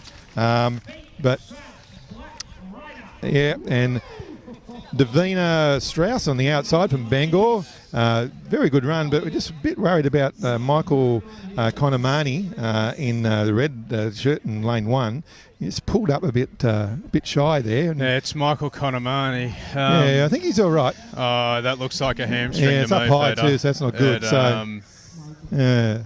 But he seems to be working around shaking hands. There's a significant limp there. Yep. So a good race there, and Davina Strauss, got a good effort she had in the pink shirt on the outside from Bangor. I've got to say that's very disappointing to see with Michael. He's a medalist at Australian junior level, New South Wales Open level, and New South Wales junior champion, if memory serves. Yeah, that's correct. That's the same guy. Yeah, and that just does not look good at all. Yeah, it's up high. You can see he's over there. Hamstring. Ambulance guys are seeing him. But the winner of the race is Davina Strauss, and you can see her being interviewed on ground over there from Bangor in New South Wales. Again, she had a handicap of 15. So with that sort of handicap, it's probably what you'd expect to happen in a short race like that. She's 15 metres in front, but a good finish. I mean, and they could have made it up for her, but they just didn't, did they? But good racing there by Davina. Sorry, we're a bit late on the draw there as well. Another woman that's run the race. It's great to see because the reason we're used to amateur athletics, I suppose, where men and women don't race together. They're not supposed to. It was good to see. We were talking about it earlier. I think it might have actually been missed when we went off air for a minute, but the great thing about pro racing, of course, is you've got this battle between the men and the women. The handicaps allows you to do that in the same race. Not like track and field athletics where you're limited to men versus men and women versus women. It's a fantastic but not only do they race together, because of the handicap system, it becomes quite even. It gives them a chance. Yeah. That's actually very exciting running. So there again we see that she took out that race, at 70-metre race. So. And Kimberley before that with the 1,600 metres. Yes. So some very good running here today. And it's not over yet, though. We might have a woman take out the Botany Bay Gift. Yes, it's never happened before, I don't think. It must have happened at some point in its over 100-year history. I don't think it has. That might be one for the statisticians to see. There might be some people out there that could even let us know about that one. But my memory says a woman hasn't run this. But if someone out there who might be more of an expert on this than me, then you might want to let us know whether anyone's aware of whether a woman has in fact run the Botany Bay Gift. A good question. Yeah. So there you are. You can see the medal ceremony over there for the 70-metre open final. Again, another great race. And this is a big man. I didn't realise how big this guy was. Look at the size of this bloke. Isn't that interesting, though? You can see he's got. I'll tell you what, the podium step isn't hurting him too much, is it? No, it's certainly gone harder down into the grass. It's moved down a fair bit, and when he got onto it. But again, you can see how that handicap system works. If you see the difference in sizes of those guys over there. So you got the winner who's a woman, and then it's just interesting. We mentioned earlier as well that the pro racing isn't just for the Opens. There's juniors and masters, and up next we have a final in the junior 70 metres. This is 12 to 18, isn't it? Under 12s, I think the program seems to indicate. So we might even say hello to her. Come here and say hello to your fans. Yeah. Congratulations, first of all. How clever are you? Congratulations indeed. we're used to amateur athletics, right? So we don't normally see men and women run together. So isn't it great to see someone like you win this? And then the guy who came third is my build, and you beat him. How do you feel? Yeah, great. I think I've always liked running against the boys. It's been a bit of a challenge, and having a handicap race, 70 is a good distance for me. So I wish they had a women's race over 70. But yeah, it's been great. So did you have a strategy, or was it just too short to do that? It's too short. You just have to get out. If you don't get out, you're in trouble. Just drop the hammer and go. Yeah. How long have you been in pro running for? I think this is I think I was 211. I started. Mainly come from beach sprinting background. So a lot of the beach sprinters run on the pros. I'll tell you what, that's soft sand, pretty hard to get out of. Yeah. So if you're in Bangor, how do you train down there, or do you come up here and train? What would you do? Yeah, no, we train at Sutherland. I have a good group. Some of the guys from the surf club. So yeah, train on the grass and then try and do race on the sand. So it's good training. And what have we got here? You got some champagne from New Zealand. Well, I'm not sure we'll call that champagne, but you got some stuff from New Zealand, and of course your check and the sash. Very good. Congratulations. What's next from here? What's you're heading up to the Hunter Pro race on the weekend, or what's the next race after this? Yeah, I'd probably like to do Cowra, and hopefully if the body's in one piece, I'd like to go to Stall again. It's a great atmosphere here, so probably build for that. We might have to see if we can get down there on the Easter weekend. And I think Stall could be the go, actually, just to see you run again. I think you had a fantastic race. 150,000 in prize money available down at Stall, the great weekend of pro running in Australia. Hopefully we'll see Davina there. Congratulations again. Congratulations, and you better go and cool down now a bit. The Open 70-metre champion. See you in Stall. And next up, we've got the 70-metre youth final. If I'm not mistaken, the under-12s, and we'll see if we can rustle up a start list for that one as well. But yeah, great result. So isn't it interesting? We're seeing everything from 12-year-olds, 10-year-olds running to Johnny Walton, 68. Johnny Walton, your mate, 68 years of age. For those that didn't see that race, he was 68. Back marker for the 1,600 metres. Very good race. He responded very well to the gun, got quite away well, and then after that, he ran quite well. So it's for everybody really, and as we just saw there, with Mossy getting in shot. Thanks, Mossy. You're still in a shot, mate. See if you can make yourself. Everyone wants to know how it all rolls. Can we just get your cameraman? Can you just sort of pan down here and see if we can get a look at those shoes? Some of us are actually. I'm presenting like Robbo is running. Yeah, because he's been talking about my shirt. At least I'm wearing shoes. He's stitched me up. Between you got it covered. That's for sure. Well, we certainly wouldn't want to see a combination of the two, would we? Keep it up, boys. Doing well. Thank you, Mossy. Mossy and Robbo fame. Another one of the nice quirks of pro running is that we're a bit more relaxed than the old track and field. I think I'd be in a bit of trouble from one of you officials if I was prancing around barefoot on the Olympic track. Well, this isn't the new NSW shirt either, but actually. We're going to get some intros here for the 70-metre youth final. Yeah, so the way we introduce them to the crowd, of course, is that they start at the finish and then they do a little bit of a trot down the track, and then they'll go down to the start line. There we go, getting a high five there from Mossy. So he'll go down the track and then set up their blocks down there. So nice way to introduce the youngsters to the crowd. And again, we've got people here. We've got young boys and girls from all over New South Wales, and I think we've got a Victorian in this race as well, if I'm not mistaken.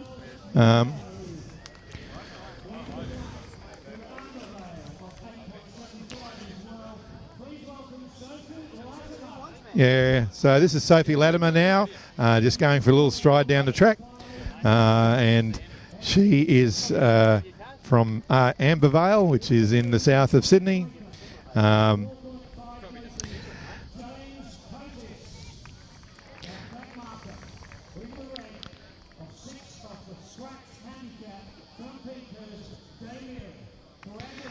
And there's Damien Bubler from Peakhurst, New South Wales. He's going to be the back marker with a 0 handicap. So this is going to be a good race. So 8 runners, 70 metres. The front, the difference between the front and the back marker is 13.25 metres. So again, this will be an interesting race here to see what happens. Again, only 70 metres. As you heard from Davina, there's not too much strategy in this. You basically just go for it. from go to woe, and it's just pure fast twitch muscle fibres with getting out of there as quick as you can, and then once you're away, stay in front is pretty much the only thing that you can say, the only recommendation you can have for any of this. So sprinting, of course, comes back to genetics, obviously, but also the training that one does with getting those muscles working. And it is fast twitch muscle fibres versus slow twitch muscle fibres, and it's the fast twitch muscle fibres that can get him out of shot. So we can see the athletes. It's fast twitch muscle fibres that are being used for the sprinters, and the slow twitch muscle fibres that are used. Just trying to get some of the officials out of the shot, and we've done that, and you can see there that all the boys and girls are ready to go now. So 8 runners, 70 metres, and getting ready to go for the final of the 70 metres youth race for the Botany Bay Gift of 2016. Once again, you can see the officials there just helping the athletes, the younger ones, to help them with their blocks, helping them get set up. It might be that they haven't used blocks very much, and so they're not quite sure what to do here. So it's great to see the officials doing this. The runners of the red shirts are the starters, and the starters have had a great day today. I think the starting has been superb. It's just been very, very good starting. I think we've had one false start all day, and that's about it. It's just been very, very good by the pro starters that we've got here. So, and again, as you can see, they're actually helping the guys. Puts his white flag up, and you can't see, but the fellow behind me puts his green flag up, which means that the photo finish system is ready to go. Quite a nice shot there, except for the speaker, and you can see that the boys and girls are ready. It's Miles Minto from Bondi that's just had a bit of a stride out. So we've got everyone from Point Piper, for those that know Sydney, Wallalong, and Connells Point, which is down south as well. So it's going to be an interesting race, this one, for the youngsters, and we'll give them a go. And these are going to be the future of athletics, the future of pro racing. We'll see if any of these names appear in the Olympics in the next 10 years or so. So future of the sport's in front of you, and we'll put this in the hands of the starters now.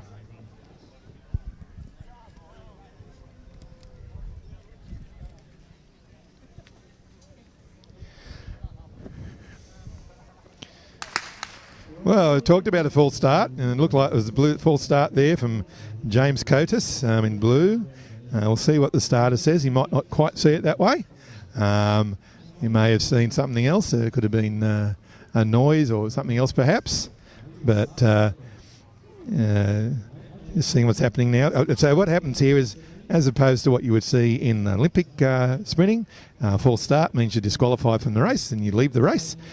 What actually happens here, if you have a false start, is that you get a further handicap and you put your starting blocks back a further half metre or metre or so, depending on what race it is that we're talking about. So he did see that as a false start to James Cotis and Point Piper, and so he's had to put his starting blocks back. That's the penalty for that, but he still stays in the race, and that's the difference, I guess, between this and Olympic sprinting.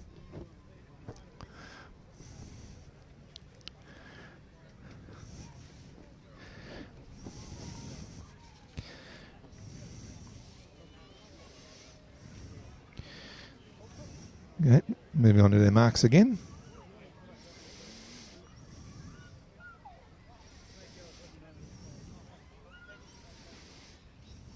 And away they go. Clean start that time. Very good start, in fact.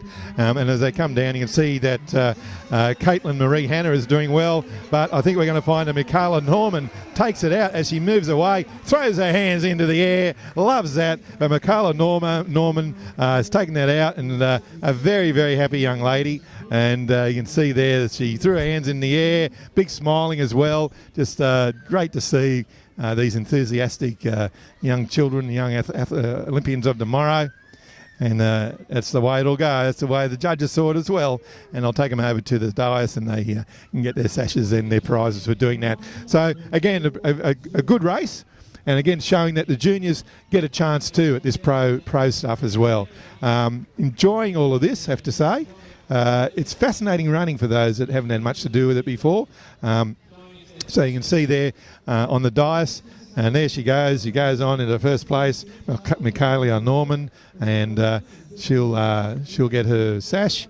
And I think she's getting something red and green on it for those that follow rugby league. It's the Mighty Rabbitohs. Remember, this is Rabbitoh territory here, South Sydney Heartland where we are. So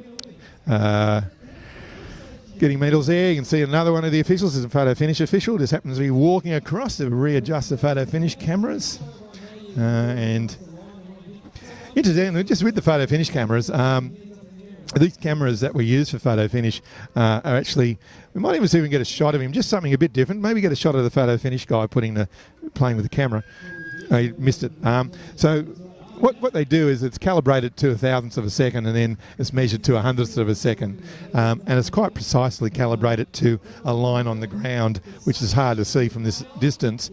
And it's pretty much a pixel difference in a pixel accuracy rather when it comes to the actual photo that you see from the end of a race, and the alignment to the line that's on the ground of that finish, which is the finish line, is how the photo finish guys do that. And so the cameras are very, very, very carefully aligned to, 1 pixel pretty much when it comes to the screen. Converting that to what's on the ground is less than a millimetre. It's just very, very accurately aligned, so that the times are certainly valid to 1,000th, but are reported to 100th of a second. So there we are. You can see them getting their sashes now, and a lot of happy young men and particularly young women in that race. So we've still got it all happening here. We've still got the Botany Bay Gift, which is the final of all this, which will be the 120-metre final. That's to come later this afternoon.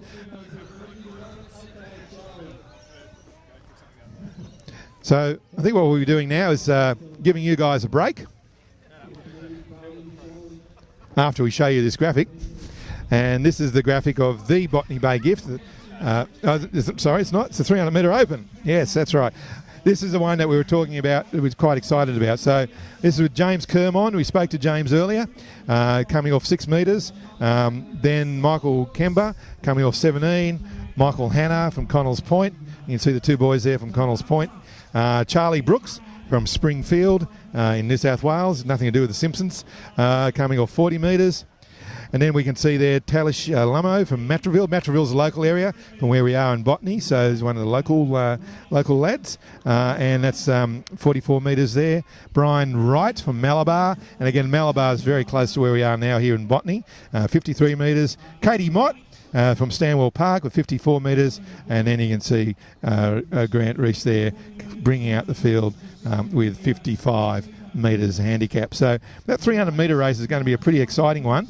When we get to that, as of all the finals today have been very exciting as well. So that's due to kick off shortly, and we're lining up around the field now as we speak. We might just get out of the way because we're actually broadcasting or standing on the track itself, and so every time we have to change positions, we have to get off the track.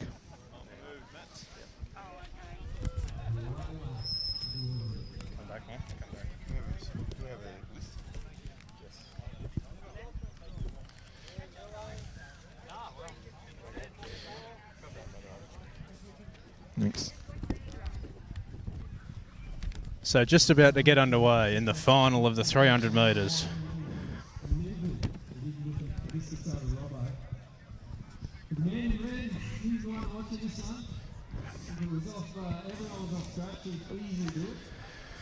All right, you can see him spread around the field now as our cameraman Tim has a look at it. Well, a bit of leg action there from one of the officials. He's got to stretch out a bit more arm action. I think would probably do well there. So almost ready to go. Just final checks on where they are.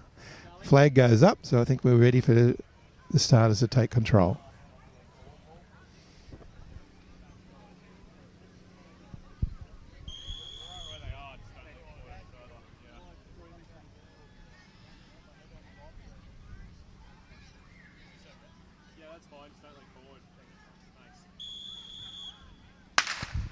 And away they go. And the crowd goes wild as well. We can always see here that James Kermond coming around here. He's got it all to do with a total of 49 metres to make up between where he is and where that front rudder is, Grant Reid. And as you can see, as they move down to the bend there, he's still got a lot to do.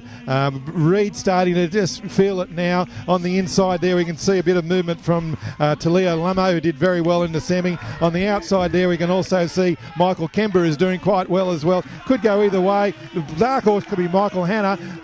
Michael Hanna. No. Michael Kemba on the line over Michael Hanna. Michael Kemba from Cromer Heights gets it in front of Michael Hanna from Connells Point. What a fantastic finish. Could have gone either way. Michael Kemba, and Kemba just got there on the line, took it away, first and second. And again, Kermond finishing very, very strongly along the outside, but just too much to do. 49 metres to make up. And as you saw when we actually interviewed him earlier, very tight bends for him. He's a big open striding runner, and open striding runners would have a lot of problems with that. So,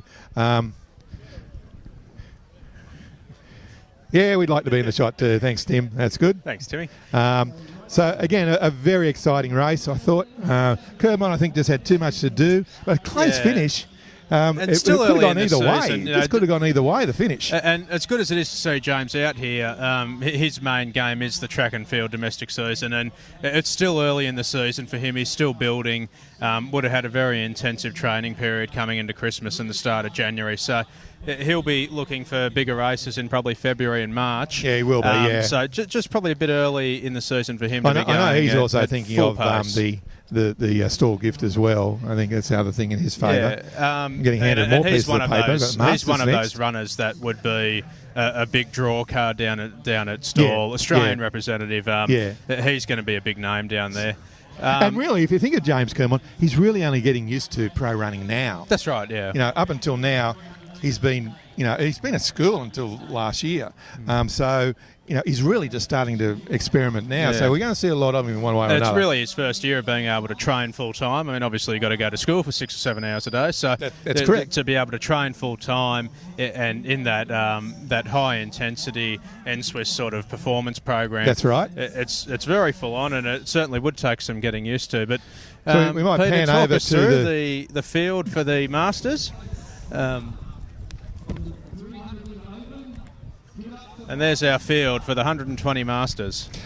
Yeah, so this is going to be an interesting race too, with the elderly gentlemen and ladies of the running world. So we're going to see Mark Rossiter coming off a very tough handicap of 4.75. I only just noticed that. Mark Rossiter from Duffy in the ACT, wearing the red shirt. Wearing the blue shirt is Daniel Gunning from Sydney with a handicap of 9.5. Wearing the white shirt will be Brian Wright from Malabar. Again, it's a local area for those that don't know Sydney. We're in Botany. Malabar is only a few suburbs away from here.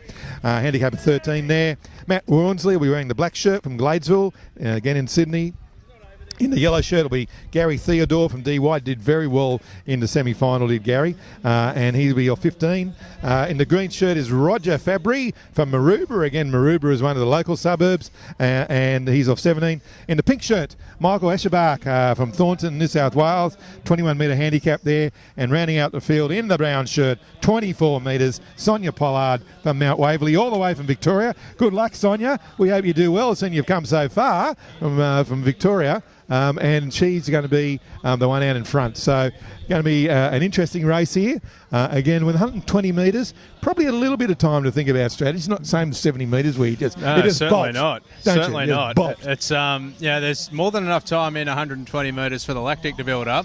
I think we might just be getting Michael Kemba freshly minted with his sash over here, the winner of the 300-metre open race. And a great finish too, as he comes sauntering over. Could have gone either way, that finish. Michael, that's all right, Michael, mate. Congratulations. I was just saying, I called the race fantastic finish. In that last 10, 15 metres, it could have gone either way. How'd you feel? Pretty tired, but I knew that we'd done the work with Roger. Roger's squad out ES Marks. He pushes us hard especially during winter, so it was fantastic to get a win up, and I knew that I had the strength in the legs, so it's a nice way to finish a fantastic carnival. It was that's kind of what I said too in the commentary. I thought your legs were really what got you there. The others lactic just seemed to build up just a bit. Your legs just really pushed you over, didn't they? Yeah, they did. I think that's also being a beach runner by sort of trade. I'm used to running on the beach. We're seeing a trend here because Davina is a beach sprinter as well. Yeah, she is, and we both had carnivals over the weekend at Manly and Freshwater. So it's been a big weekend, so it's a fantastic way to finish it. So. Mate, I'll tell you what, that's the sort of insightful commentary you get here. The legs getting you over the line in the finish of a 300-metre race. Mate, I'll tell you what, that was one of the best finishes of the day. At least I'm wearing shoes, mate. Yeah, that's true. That was one of the best finishes we've seen today. That was decided in the absolute last metre. When did you know you had it? Was it right on the line? Literally, as I said just before. 2 metres after the line? Yeah, 2 metres after the line when they announced it. I know that Michael's such a great runner and he's an up-and-coming in the sport, so for him to, and especially Talia as well, she trained with us. She was there as well, and I knew that if I could stay near her with about 50 to go, I should have the legs to get over the top of her. But Michael just kept kicking. So, by all means, congratulations to him and his coach. What are your goals for the next month or two? I mean, is Stall? You thinking about that? Yeah, Stall's a big. One of the big aims coming into with the Easter weekend. I ran in Victoria a few weeks ago and got a win up down in Dalesford, so Stall is a big aim. And then the state and Australian surf lifesaving titles on the Central Coast, and then also up on the Sunshine Coast. Still a while before Stall. What's any races slated for the next couple of weeks or the next month or so? I'll sit down with the coach. I haven't even thought about that at the moment. I'm actually looking forward to that. He might give me a bit of a week off. I hope this week. Just to get coaches don't do that, you know that. No, he'll probably give me something like a 400 or something to do on Thursday night. So, but the win today is all credit to Roger Fabry with his squad, and I know that in the gift final he's got 3 in the gift final, so it just shows the calibre of coach he is. So 3 of the 6 in the final. That's a pretty good field, isn't it?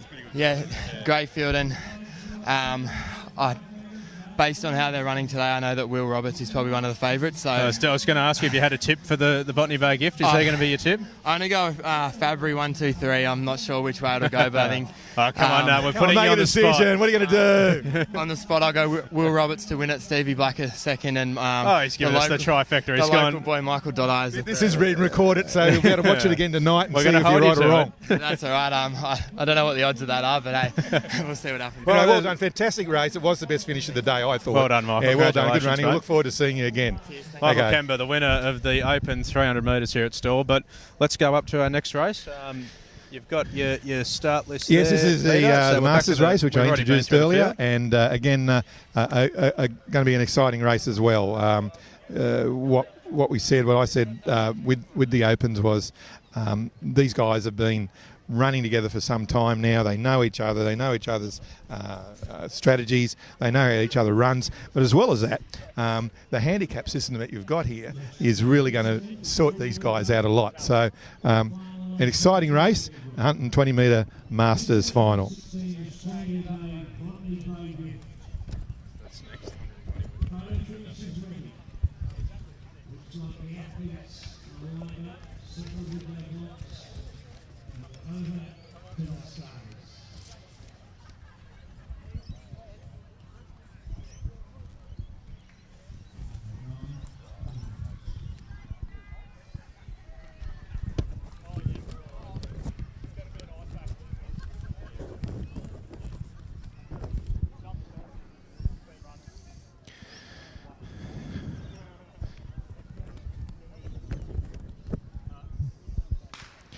And away they go. Clean start there. Another good start by the starters.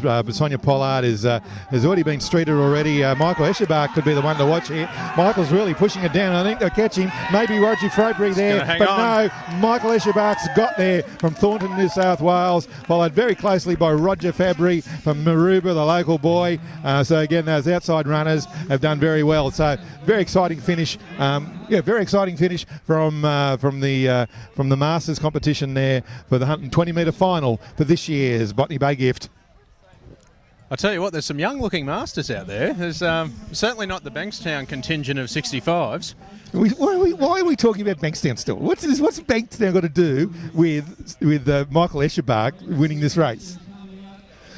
You're very harsh on me, you know that? Hey, this is what I have to put up with all the time. You're wearing bare feet. You criticise it. Inspired by your Hawaiian shirt. You criticised my shirt earlier. I don't know why. And then you're talking about Bankstown. It's got nothing to do with Bankstown. I was just noting the relatively sprightly contingent of masters we have in this field, which I think is very encouraging. Yes, it is. I mean, it's good to see that people continue to run in athletics, and that is the good thing about athletics. In the masters category, you can go up. The masters category go up to 80 plus years of age. So you can run in athletics, throw in athletics. We're just doing pros today, but you can throw and jump in athletics no matter how old you are. I'll tell you and what, people the same it age. might be time that we get some professional field events happening. We could have a handicapped long jump or a handicapped field event. You could, so with a handicap high jump, we could actually put them on a stool, could we? Well, I'll tell you what, they could start on a stool. There's be some and interesting then they could jump ideas over with on a stool. there. Is that right? A stationary high jump. A stationary high jump. Right. No run up, just off a varying height stool. So they're going to have a ladder, are they? They'll be off the ladder and they can jump over the ladder. Step ladder high jump. That's right. And that's part of the handicap system for high. That's one of your best, Woody. I'd need a step ladder to get over the 1 metre mark, let alone Brendan Stark's 206. That's right. Yes. So anyway, yes, well, let's return to a bit of sanity, shall we? Think about your handicap field events and maybe file that somewhere. Why don't we return to a bit of sanity for a that's moment a good idea. and Why don't we preview do that the indeed? 120 women's field. Yes, and we have a lovely graphic here. And so with the 120 women's final for the Botany Bay Gift 2016, we have Montana Walters from Matraville. Again, Matraville's one of the local suburbs. Natasha Hughes from Engadine, New South Wales. Katie Mott from Stanmore Park, coming off 11. Davina Strauss from Bangor, who we spoke to earlier. She won the 70 metres. It'll be interesting to see how she goes in this. Then Lauren Keating, who also rang earlier today from Buff Point. Cara Bull from East Maitland, coming from up north. And then Chris Gates from Bruce in the ACT, coming off 20. And Sonia Pollard, again, our friend from Victoria, Mount Waverley in Victoria, coming off 24. So this is 120 metres. This is your women's field, and we'll see them introduced to the crowd in a second. And we might just maybe just have a look at the podium, maybe, Tim, if we could maybe move over to the podium where... You got both in there. Why don't we show that shot, and then we can see there the podium winners there for Michael the previous weight. Lescherbach picking up his Arthur Ashe for the 120 Masters event, and we'll see if we can get Michael over for a quick chat once he's done with Mossy and Robbo. And I think there's Mossy giving him the big point to head over here. They look after us, don't they, Mossy and Robbo? We're going to be having a good time. I've always said that of both of them. Yeah, we're going to have a good time working with them this Saturday at the Hunter Track Hunter Classic. Track Classic. But here comes Michael, the winner of the 120 Masters event. Mate, welcome to the live stream. Michael Lescherbach, congratulations. Fantastic work, fantastic. It was interesting watching that race because the handicap system seemed to really work, and it was between you, the two outsiders got it. I thought the two outside handicaps got it. Very much so. Roger was always there pushing me. That's some of the squad in the background. Yeah, hang on. We just got Get in here, boys. Get into the back of the shot. The workers coming through. Yeah, it's a pleasure to have that much support around you. I was going to say, I think you've had one of the bigger cheers of the day. Bring the boys over here. Get over in the back of the shot, boys. So this is your fan club, is it? It is. It's actually my first win. Oh, it's your first win. There you go. So it's the first time you won. Congratulations. Your first sash. How good's that? So what are you? Like, you're what? You're his brother? Sons. You got a lot of sons. Sons, brothers. So you can see he travels with pack. That's what you get with the Masters. You get the 13 or 14 kids coming along with you. So I hope you guys weren't pacing him or anything, were you? Mate, talk us through the race though. What was the tactic? Did you go out hard or try and run them down low? It was just to stay down low, get out hard, push quick, get to 30 or 40, and then just try and speed it up. And just flat out after that and hold on to it. You said it was your first win. How long have you been running in the pros for? Probably 10, 12 years. Oh, geez, that's a long time. I'd say a long time between drinks. Done your it's the first apprenticeship. drink. Done the apprenticeship now. What's next from here? You got a race lined up after this? Probably on Saturday in Newcastle. So there we go. The first man today heading up to the Hunter Track Classic. And I'm sure the fan club had a lot to do with it. Yeah, well done. Anyone? So you got a coach that you want to thank, or who gets you ready for these meets? Well, Brian Gulliver coaches me most of the time, organises the sessions. Bring the coach over. We got Brian over there.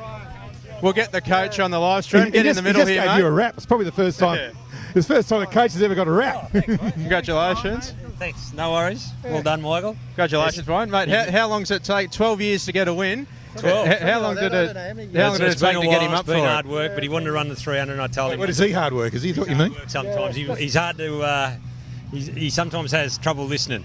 But we told him not to run the 300 today, just run the 120 Masters, and he won it. So Well, it goes to show, doesn't it, that the trouble listening isn't just a junior problem. It hangs around into the Masters. It does. It doesn't get any easier, I tell you. So you're taking him up to Hunter for the track classic up there? We're expecting big things? Yeah, he'll run the 300 up there. I will. Yeah, Well, mate, hopefully you have a win. Well done again. We'll see you back on the live Great stream effort. at Well done Hunter to the Track coach Classic. as well, eh?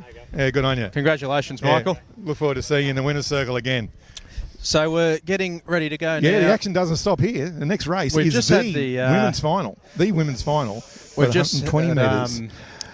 We'll just show you the start Botany Bay list Gift. again here for the 120 metre women's. And we'll go over to the starter.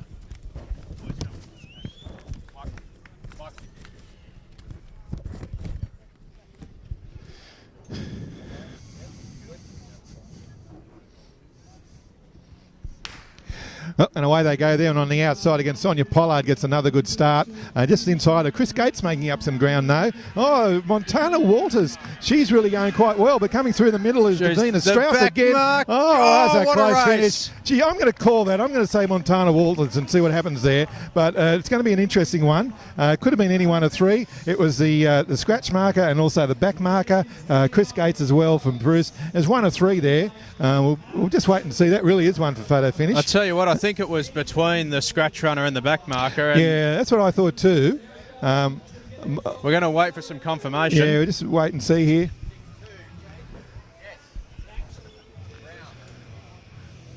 So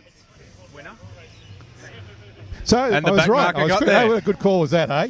Montana Walters did in fact win it, and well done to her. Pat on the back there. Thank you. So Montana Walters got that from Matraville. She did take that out. Not too much, 1/100th of a second difference. And the crowd's gone up as well. The crowd's gone crazy. Victory. And Sonia Pollard, the back marker, the front marker, came second. So again, a good example of the handicap system. That's what pro racing's all about, That's isn't what pro it? racing You've is got all about. a back marker and a scratch runner coming down and hitting the line together. 1/100th of a second over 120 metres. And even at this angle, it just looked like she got there, but I wasn't going to put my hand on my heart completely, but I just thought she did get there. Yeah, she looked the goods coming from about 30 or 40 to go. She was just making up the ground. The question was she going to get there Sonia kicked just again. in time? That's what I thought she kicked again. Yeah, there was certainly another surge There was just another towards the surge from end. Sonia, but then I thought that she just managed to really sail across the line, just did not finish. And like any good sprinter, she runs through the line, waits until she's well and truly past it before she even starts to think about slowing down. Remember, of course, you're going to get all those races on replay on the live stream. You can actually rewind right now. So if you go on YouTube and just go back a couple of minutes, you'll be able to watch that again. But tonight we'll get some slow motion up there. We'll get some highlights packages cut together and be able to relive all the excitement of the 2016 Botany Bay Gift. But the next race is the one we're here for. $10,000 on the line. On the line. We'll see if we can get a graphic up here. And we have. Well done. But you know what? I've jumped the gun yet again. I've forgotten about the juniors. Can you not do that again? We just make sure. I've forgotten about the juniors, but here is the field for the 120 metre junior final. I've just got everyone psyched up for the Botany Bay Gift final. I'm going to make you wait a little bit longer. So what do we psych them down now, do we? Okay. So this is 12 to 18. So earlier we had the under 12s. Now this is the 12 to 18. So we can see there in the red shirt is Will Roberts from Petersham. Wearing the blue shirt is Nabil Khan from Hillsdale in New South Wales. Again, Hillsdale's the local suburb to where we are now. Joshua McLaughlin from Glenmore Park of 3.5. Felix Long from Kensington. Tyrell Belania Small from Dulwich Hill off 7. Montana Walters from Matraville, again a local suburb, off 9.5. Hudson Berry from Connells Point from 13.25. And rounding out that field with the brown shirt is Prada Stenberg from Newtown, New South Wales, with 20 metres. So again, a very good field there, and a good handicap system, as you can see. Almost 20 metres between front and back markers. Just managed to grab Yusuf Abdi again, fresh off his 1600 metre win. The win. Bankstown Club, you haven't done that for 3 minutes. Mate, 1600, you just got pipped in the grudge match with Robbo, but how'd the race feel? Yeah, it was difficult because the bends were really tight, and it was very hard to judge 5 laps. and also think the handicap could have been a bit better. But so 440 metres, isn't it? You think that's too much? I don't blame you. I mean, more than one lap of a normal field. Yeah, no, I mean, I never get a lot of love when I go to these handicap races. But having said that, I enjoyed the race. I think that's probably worth being an Olympian, though. I mean, I'd probably take a rough handicap if I'd been to a couple of Olympic Games. Well, before I came here, I told Andrew, don't forget that, I run my best like 10 years ago, and I'm 38, so take that into consideration. So I've got a question. 2012, 2008, what about 2016 with Rio? Yeah, well, it looks promising. So far, training is going well, a little bit behind. But, I still have a few months to run the qualifier. So, I think overall everything is going okay. So you're working a full-time job as well. So how do you find working full-time and also training as well? So not a totally professional athlete in the fact that you have to work as well. Is that a hard thing for you to manage? It is difficult because Beijing, I was a full-time athlete. I was traveling around the world, going to the different places, and this time I have to do certain sessions at lunchtime and then after work. So it's juggling the work and training, and also my little boy as well, my son. So it is a different situation, but it's a good challenge. You mentioned earlier being 38, certainly one of the older members of the Olympic team if you get there. Having said that, Carlos Lopez won an Olympic marathon at 38, so it's probably a good sport to be in, distance running. But how's the body holding up? It's a big training load. Yeah, well, the great Haile Gebrselassie, he said the age is only a number, so it's always good to keep reminding ourselves with that theory. It doesn't always work in practice. But Selassie's a good one to use, though. I mean, if you can be half Selassie, you'll be a pretty good runner. Absolutely, any of us would, yeah. Yeah, no, but the body, I've had a few niggles. I guess with the age, it's not easy, but just deal with it, I guess, week by week. And you're on the 4-day backup now, up to the Hunter Track Classic in the 3,000 metre race up there. Looking forward to that? Yeah, looking forward to that. I know you mentioned before in the beer race, I'm in the beer race, but it's a quality beer race, and I think it's the first time we actually have two races that are very quality races, which is good and promising for middle distance running in Australia. And what about you? What's your favourite event now? Still steeplechase? Yeah, steeplechase, because that's where I really feel very strong, and I manage and handle the barriers very well. So I know a lot of people that I think if you run a decent 1,500 meters, you can be a good steeplechaser. But as soon as they try it, they realize right away it's not the case. Well, good luck, mate. You're heading up to Hunter on the weekend, so we'll wish you all the best for that. Yeah, congratulations. And we might see you up there on another live stream after you take out the 3,000 metre B race. Thank you. It's a good meet today, so it's good to be part of it. Wonderful having you out here, mate. All right, so there he is, Yusuf Abdi.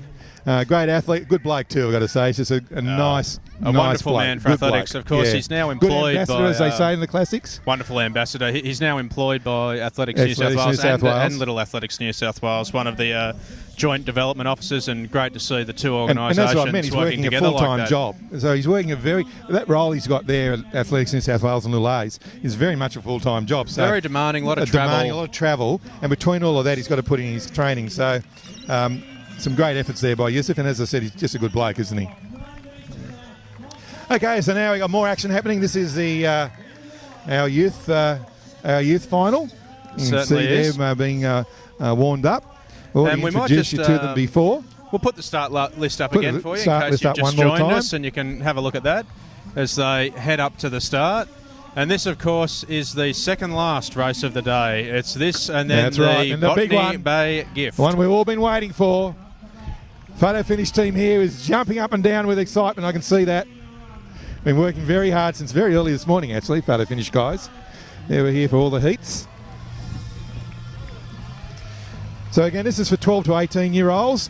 The previous junior race was under 12. So you can see these guys are a bit bigger. And again, as I explained before, from lanes 1 to 8, the difference in handicap is from 0.75 of a metre to 20 metres, which is the front runner. So almost 20 metres between the scratch marker, the back marker, and the front runner. So that's what makes pro running exciting. That really is what we've come here to see. And we've seen all sorts of results here today. You know, we've seen where the front runner's just been too far in front to do anything about. We've seen where the back markers come through and taken it away from the last minute. We've seen where the two front runners have actually come across the line together. We've seen where the front runner and the back runner, the very back runner and the very front runner, have finished 1/100th of a second apart on the finish line.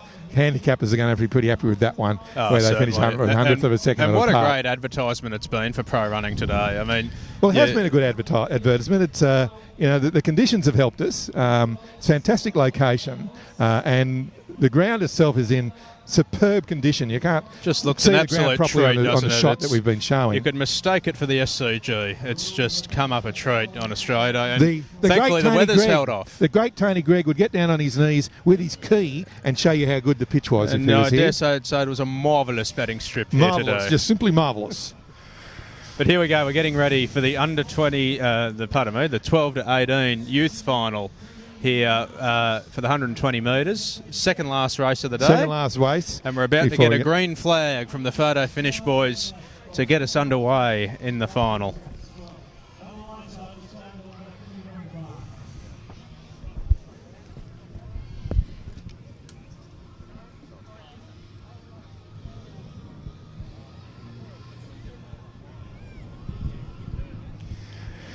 Okay, flags being waved everywhere, which means officials are ready for a start. And so you can see the last runner there, Joshua McLaughlin, saunter back to his position. Nabil Khan there, one final little trot to see that his blocks are okay. I've just gotten some mail as well. Montana Walters, who just took out the 120 women's race, we're looking for her for an interview. She's actually run back up because she's a youth in the final of the juniors immediately afterwards as well. So she's going to back up in 2 races here in the space of about 10 minutes. This is, of course, on top of heats and semis that she's had to run today to get into the final. That's correct. She's in lane 6 wearing a green shirt. So we'll catch up with Montana after this race, but pulling double duty in a very big way. Heats, semis and finals for both events.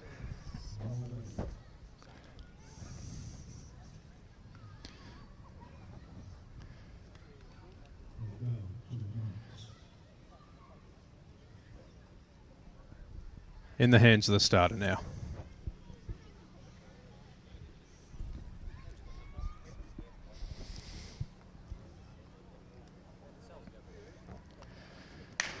Another good start there, and Hudson Berry makes a very, very good impact to begin with. Coming through the middle, though, is Terrell Villinia Small doing quite well. Terrell Villinia Small is probably going to take this out, and he sticks to his medal, and that's indeed what's going to happen. Terrell Villinia Small from Dulwich Hill in New South Wales has taken out the final of the Junior Botany Bay Gift for 2016. Right, good race that was. There. From the very start, you'd see that Terrell had made ground on the outside runners. Again, when you talk about strategy, that's what he did. He decided that I can't muck around much here. These guys are going to get in front of me. He's already seen that today, and he hit the ground. And once he got in front, they weren't going to catch him. He had something late too. Will Roberts down the outside, the back marker, looked like he was coming pretty hard and ranged up to go past him there, but Tyrell had a little bit late. He just had a bit more. Yeah. I think he just... his legs held on a bit longer. We talk about legs all day, as we have, and I think his legs just held on.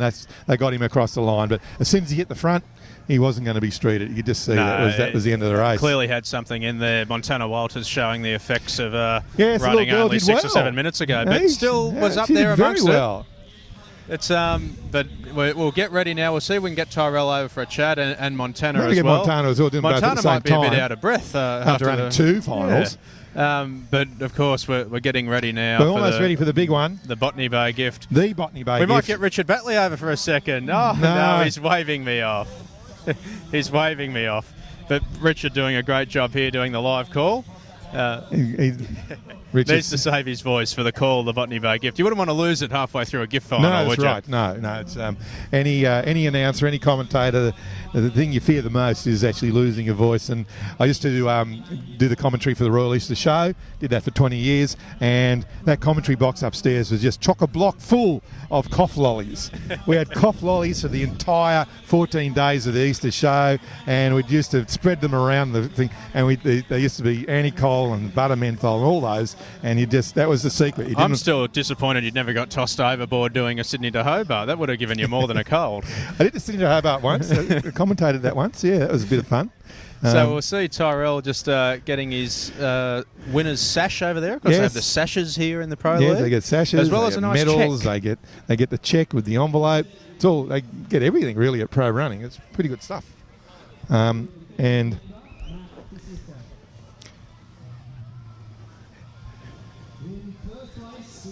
you can see we can feel rather that the atmosphere is just starting to get a bit tense now as we know the next race is the Botany Bay Gift. Feel the anticipation in the air. You can actually feel it in the air. There's a certain electricity in the air at the moment. You won't be able to pick it up on camera, obviously, but there's a feeling here that the next race is the Botany Bay Gift. This has been going on now, this meet, since around about 10 o'clock this morning. And so now at 5:30, 25 to 6, it's been a long day, and there's been a lot of people waiting for this. And again, the historical significance of this race is it's probably the oldest pro race in Australia. It goes back to the early 1800s. It was held originally on this very green that you're on now, when it used to be the pleasure grounds for the area. I'm still not quite sure what we mean by pleasure grounds, but that's what it was. And it stopped for a while. So it's not the longest continuous pro race, but it did stop, and it started up again in 2001 and again in 2015. In 2015 it moved back to here, to this location at Sir Joseph Banks Park on the foreshores of Botany Bay, which is where, of course, the white settlement of Australia started. And what a good place to be on Australia Day. So the Botany Bay Gift is almost ready for readiness. Wait, what do I have to say? Just chat to us. We've been joined by Montana Walters, the winner of the 120 women's. Montana, congratulations. Thank you. Now listen, you've got to be a bit of glutton for punishment going in 2 finals. How are you feeling? Are you feeling like you're going to go for another jog? I'm a bit tired, but I wish they didn't pull me back that half metre in that last one. But yeah, it was good. The previous race, I thought it was just a fantastic finish. I mean, you gutsed that out, didn't you? I mean, that was a hard. I thought that was a hard race, but you got there in the end, didn't you? Yeah, I came out good and struggled a bit in the middle, but I kicked back at the end, and yeah, I knew when I crossed the line that I had them. So. How were you feeling going into the junior race? You must have had a bit of lactic built up in the legs. I was so tired, even in the blocks. I was like shaking, so tired. And of course, you've also done the heats and the semis just to get into those finals. Yeah, exactly. Thankful I didn't make the 70 final as well. But yeah, it was a good day. I think that's the first time I've ever seen someone thankful not to make a final. Not to make a final. What are your plans for the future over the next? When I say the future, the next couple of months. What do you want to do in the next short term? Obviously, run a few more gifts and stuff. Mainly focus on the track though, getting a better 100 time. I'm also starting to play rugby sevens, so training with the Aussie squad for that. So. Are you playing rugby sevens for? Pardon? Are you playing rugby sevens for? I'm starting to train with the Aussie squad soon, hopefully. And is that a Rio Olympics goal for the rugby sevens? Probably won't make the Rio team, but hopefully the next Olympics in 4 years. Tokyo bound. I want to know about the rugby. What position do you play? I've actually never played before. They saw me run and saw videos of me and gave me a call and said they wanted me to come train with them. So I think you're a fast winger. I'd be another going one there. we're losing from athletics to rugby union. We're going to keep them in both, aren't we? We're going to do both. Probably stay in both. I won't give up my running. No go. Well, fantastic work. Congratulations. Congratulations, Montana. Fantastic being in 2 finals. You've got to go in and warm down now, I guess. Get some of the lactic acid the out of your coach body. is going to be pretty unhappy if you don't warm down. down. Go home and celebrate now. We'll send you off. Thank you. See you Congratulations, Montana. And in the interim, we're going to preview the main event of the day. The main event. 2016 Botany Bay Gift Final. We'll watch them go up as we get the ACDC going. Peter will like that. And once they head up there, we'll show you a start list. But talk us through them as they go off, Peter. Okay, so what we've got, we can already see in the green shirt there moving up is remembering too that these guys, as you mentioned earlier before, Matt, these guys have been practicing now since this morning, or not practicing, going in heat since this morning. So there you can see Darren Whittaker moving up the front straight, main straight. Luke Eckford there in the yellow, you might have seen move 4 before. This is Stephen Blacker in the black shirt from South Coogee, again a bit of a local area. The local lad, the real local lad from Botany, big cheer from the crowd. Michael Doty in the white shirt. From Petersham, New South Wales, Will Roberts wearing the blue shirt, and didn't he go well in the semi-final? So big shake of the hands there, very sportsmanlike, talking to the organisers there of the Botany Bay Gift. And in the red shirt from Collaby, New South Wales, Brendan Harwanek, again, he's coming off 6.5 metres. The front runner is on 14 metres. Not too much there between the two. This is going to be a very, very exciting final. Watch this one burn. 120 metres between them and Glory for the 2016 Botany Bay Gift. And, of course, that check, which doesn't hurt at all, which will go well for any sore muscles that they might have as well. And yes, we can see the dulcet tones of ACDC in the background, back in black, as the boys move down to set up their blocks at the starting line of the Botany Bay Gift for 2016. And it'll be an interesting race. I'm not quite sure how this is going to pan out. It depends on, I think, what the more preferred runners are thinking and how they want to play. Remembering that handicap is quite a distance, so the distance between 6.5 metres and 14 metres, 7.5 metres there can really make a huge difference in the way you run when you hit that last 10 metres. And we interviewed some people earlier today where we spoke about that. And that last 20 metres, because it is 120 metres, not 100, that can make a very big difference to these sprinters. So it'll depend, I think, on how the more preferred runners to think they're going to go on this, whether they're just going to go out hard and go for it right from the very beginning, so we've got or not. We've got the start list there for you, so you can have a look at that. So again, you can see them there, how they were introduced to the crowd, and again, this is going to be an exciting race. My tip on this, I don't know. I think I don't know. The way I saw Will Roberts run in his semi, that was pretty special for mine. So we'll just see what happens there. He's got a bit to make up, but we'll see. And the other one, of course, is Stephen Blacker from South Coogee. He'll be an interesting one as well. I don't want to hedge my bets. If I was going to pick someone, I'd probably go for Will Roberts from Petersham, wearing the blue shirt. But we'll see what happens. You just never know. He's certainly going to go down in history, as indeed this broadcast has. Indeed. Let's focus on the athletics. First streaming. There'll be time for some self-gratification later, but let's look at the reason why we're all here. Hotel. There's a reason why we're all here in the hands of the starter for the 2016 Botany Bay Gift Final.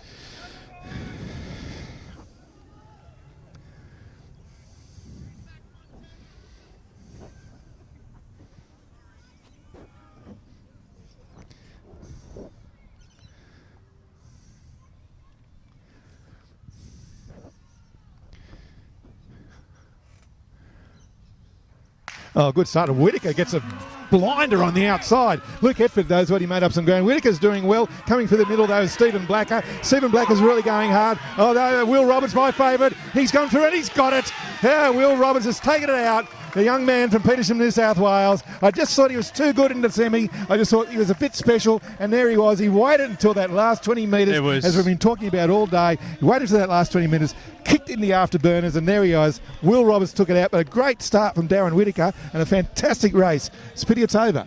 Fantastic race there. Yeah, it was a terrific final. And Will Roberts, there was 3 or 4 of them ranging up with 20 metres to go that were in with a chance, but he kicked away.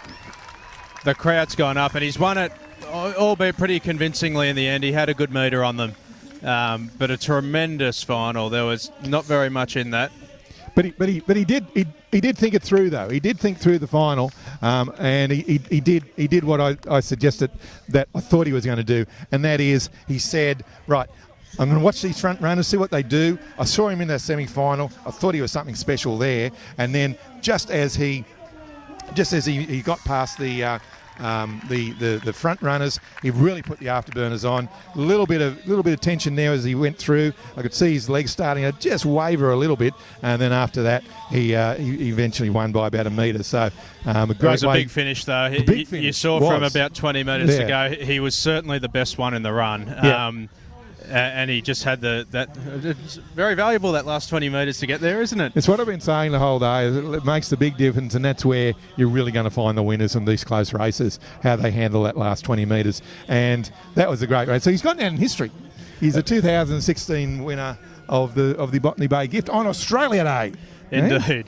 And how fitting it is. Oh, was that Mum?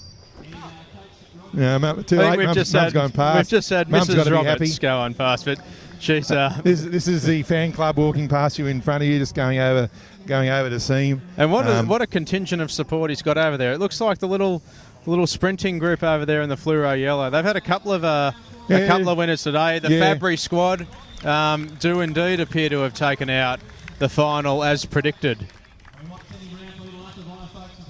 So we'll send him around for the lap of honour, but he's going to jump up on the podium first. Let him get the honour and the glory of doing that.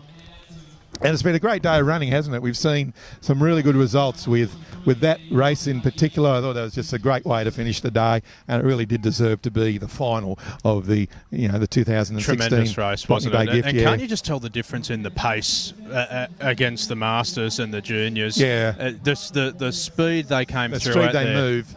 It's just amazing the way those guys can get across. And remember, it's a grass track, which does require a little bit different running to tartan. Yeah, more power coming out of the legs to get out of the turf. It's probably why we've heard about some of the people that train and run on sand, the beach runners. I think they've had a bit of an advantage today. They've had a very good day today, taking out both winners. the Masters and the women's, as well as the 300. There he is, our winner of the Botany Bay Gift. I just noticed him have a little stumble as he got up. I think his legs are just starting to Well, they're probably feel it now. entitled to be. The check that he's getting at the moment for $6,500 probably going to make his legs feel just a little bit better. I think he won't ignore. He'll ignore any pain he's got. There won't be any whatsoever after he looks at that check. Yeah. And do you reckon he's going to cash that check? Can you actually cash that check? I'm not sure if you can go down to the bank with the big novelty piece, but novel check like that. Particularly if you walk in your tights, it might just. Might just put a couple of people off, but... Well, it's not Matt Shervington tights anyway, so that's something. We've got a bit of a... but no, fantastic result for Will. Hopefully we'll see him over the Easter break down at Stawell. And yeah, I think we will see some of these down at Stawell, and I think we probably should consider doing this broadcast from down there, Mr. Whitbread. I might have to... you're going to tear me away from the Doncaster Mile for a year, are you? We're your priorities, Matt. We horse racing, all you're going to do is go and watch horses run. I don't know. I might live stream the Doncaster. Or do you think they've got television rights for that I already? think they might have television rights for that one. It's still a mile race. They do it a little bit quicker than our meters. Mile. That's right. Yeah, maybe a little bit quicker. Yeah. So you can see there. The boys, a lot of camaraderie in this sport. I mean, there is an athletics overall. We were talking about it earlier as well. The three boys are going to be on the podium. So it has been a good day for the girls, but they didn't pick up the gift final. No, I didn't think they would. And as I said earlier, I don't think a woman's ever won it. Someone out there, I hope, is going to correct me. If we're mistaken on it, jump on the Twitter or the Instagram. If I'm wrong, hashtag Botany Bay Gift. But I've made two claims today. One is I don't think a woman's ever run this, and the other claim I've said is I believe this is the oldest pro race in Australia. I think you're certainly right on the second one. I don't think there's any doubt to that. Dating back to the 1800s. Stawell Gift, I think, started after this, but it's been continuous, of course. And it's a storied history, the Botany Bay Gift over 100 coming years. past now. What a great job they did today. Well done, boys. It was excellent starting, boys. Excellent work. And of course, we should make a note of thanking everyone that's put this meet on. Andrew from the Professional Track League of New South Wales done a fantastic job putting Andrew, this together. Yep. As well as all of his staff and helpers. I've got to say thanks to a few of the ANSW people out here on their off time, on their downtime, helping out with the photo finish. Yeah, as I said earlier, many people have been here since 9 or 10 o'clock this morning. just making sure that this meet actually happens and that results do come through and everything's set up right. And a lot of work. People often don't realise the amount of work that goes into any athletics meet, but it's a big commitment. And we might see Matty break into a little bit of a sprint, running over to see if we can get Will, because I think he would be a good interview actually. But yeah, I mean, a lot of work goes into any athletics meet, and a lot of people behind the scenes. Athletics New South Wales, the pro running. Then we get people like Robbo and Mossy who actually help as well with the commentary. So just thank you to everyone that's made this happen. And we will have a talk to Will Roberts to round this out. And we've got... He's just taken a couple of photos with the squad, but here he is. Appropriate song in the background, if anyone can hear that. We've got Botany Bay in the background. Okay. Will Roberts, congratulations, mate. Will Roberts, what a hero. Winner. Yeah, good on you, of mate. The 2016 Botany Bay Gift. Mate, I said in my commentary that I just thought, I made a prediction, I said you were going to win. And the reason I said that was I thought you were special in your semi-final. What was your mental preparation between your semi and the final? Just sit down and relax, not think about it too much, just have a talk with people, take my mind off it. That's pretty much it. Yeah. And the last 20 metres of the race, I think, is where you won it. Do you train on the beach, or do you do anything like that for leg work? No, just all I do is track, nothing else. Just track, yeah. And that's pretty much all I do. How are your legs feeling now? I noticed when you got on the podium that they started to wobble a little bit. They feel okay? My ankle's a bit sore, it's playing up a bit, but yeah, after 5 races, my legs are gone. $6,500 might make it feel a little bit better, mate. Oh, definitely will, 100%. Mate, what's been your road to here? What have been the races in the lead-up? I ran at Queanbeyan, missed out in the final there just by my millisecond. I ran at Wollongong, haven't done too much running. And what's next from here? Can we see you at the Hunter Track Classic on Saturday, or maybe you gonna have a little bit of a break? I might have a bit of a break because I got a regional athletics carnival. What about Stall? You thinking about that? I'm definitely going down the Stall. Already, yeah. It's going to be a great weekend over Easter, mate. Congratulations, Will Roberts. And also the local lad too, from Botany. Well done. No, I'm from Petersham. He's from Petersham. Such a long way away. Say goodbye to your fans. Will Roberts, the winner of the 2016 Botany Bay Gift. We might get Andrew in here for a minute as well. Jump in the middle there, Andrew. Yeah, we spoke about the organisation that has to occur. The brains behind it. For this, and no one really understands how an athletics meet's put together unless you've actually organised one. And Andrew has been working on this for a long time, and we just want to thank you for the efforts that you've done for this and for the sport. Yeah, look, thanks very much. It's taken quite a time to get this race back down at Sir Joseph Banks. We started last year down at Hensley Field. Council got behind us, and we did a good job, and now we're back down at Sir Joseph Banks. The council's worked to put this together down at the park, the preparation of the park, their support, local media, getting local people involved has been enormous. Look, we also really need to thank our sponsors, Meriton. Meriton got on very early with us, and have been an amazing support, and I think they're on board next year already. So great to have that support back for pro running, because it can't happen without the sponsors with the prize money and getting all the eyeballs onto it. Yeah, that's right. It's all about the prize money. It's not actually all about the prize money. It's also about the sash. So there's been some great racing today. What's been your highlight? The highlight, certainly the end there. It's every gift final. It's all about that hush of the crowd, and the crowd goes quiet, and you could hear a pin drop and the crack of the gun, and I actually said in my commentary just before the end, about 5 minutes before the start of the race, you'd feel the electricity in the air. You can't pick it up on the camera, but the electricity was there. You just noticed the atmosphere change, because they said, it's about 5 minutes to go before the Botany Bay Gift, and then, as you said, there was that hush, and then it's a very exciting day. Yeah, it's been an amazing day. We started with a lot of water in the morning. The sun's come out, blessed us with this sunshine. Great track, great conditions, nice tailwind. Look, I've got to thank you two guys for coming along, your time and effort. It's a pleasure, and mate. Your presentation has been amazing. I know I'll have a look at the replay later. And we had a little dropout earlier. We're going to have to fix that up with the recording, but we've got you covered. The Hunter Track Classic on Saturday. Some more meets up there? Yeah, we have a 110-metre gift up there and a 300-metre open race. Entries are still open. They close tomorrow. So if you want to have a dabble at pro running, and you can do that overnight. Yeah, go for it. And that's the thing, isn't it? It's not just for the pro running community. Anyone can come and do this. Exactly right. Anyone of any ability. We've put on some races for our under-12s. Support the families that come along, our juniors, which are 12 to 18. We have masters. We have over 35s. We have a women's category as well. I said that in the commentary earlier that There's people out there from the old days that remember that there's always a division between amateur athletics and pros. It doesn't exist anymore. You can do both, or you can do one or the other, but you can certainly do both, can't you? Yeah, definitely. Look, if you've got some good amateur times there, you'll be handicapped to those amateur times, and you'll get a fair starting point. The more often you compete, the more chance you have of gaining a bigger handicap when you prove that you need it, and might take a bit of time, but... well, Michael Escherbach today won his first pro race after 12 years of running in the 120 Masters. Like 26 years of training, he said. Yeah, that's right. Look, Michael's been on the circuit for a while, and his boys, Josh and Tim, have been or Tim certainly has a bit of success at Stawell and on the circuit. So, look, it is also a family sport. So it's not just for it's for mums and dads and kids and elite, sub-elite. So. That head start, it's all about that head start. It's a great atmosphere out here. We'll let you get over today, and then Hunter at Glendale next week. What's the next major pro meet? We'll let you get a plug in for the next one. Look, we probably head to Victoria. Victoria now have the next series of races, the Ballarat Gift, the Stonington Gift. The Stonington Gift on the 19th of February in Melbourne. It's in at Toorak Park, so it's in the city. And then on to the Stawell Gift at Easter time. The big race of the year. Looking forward to Stawell. Have you got a highlight from today that might stand out as a competitor at Stawell?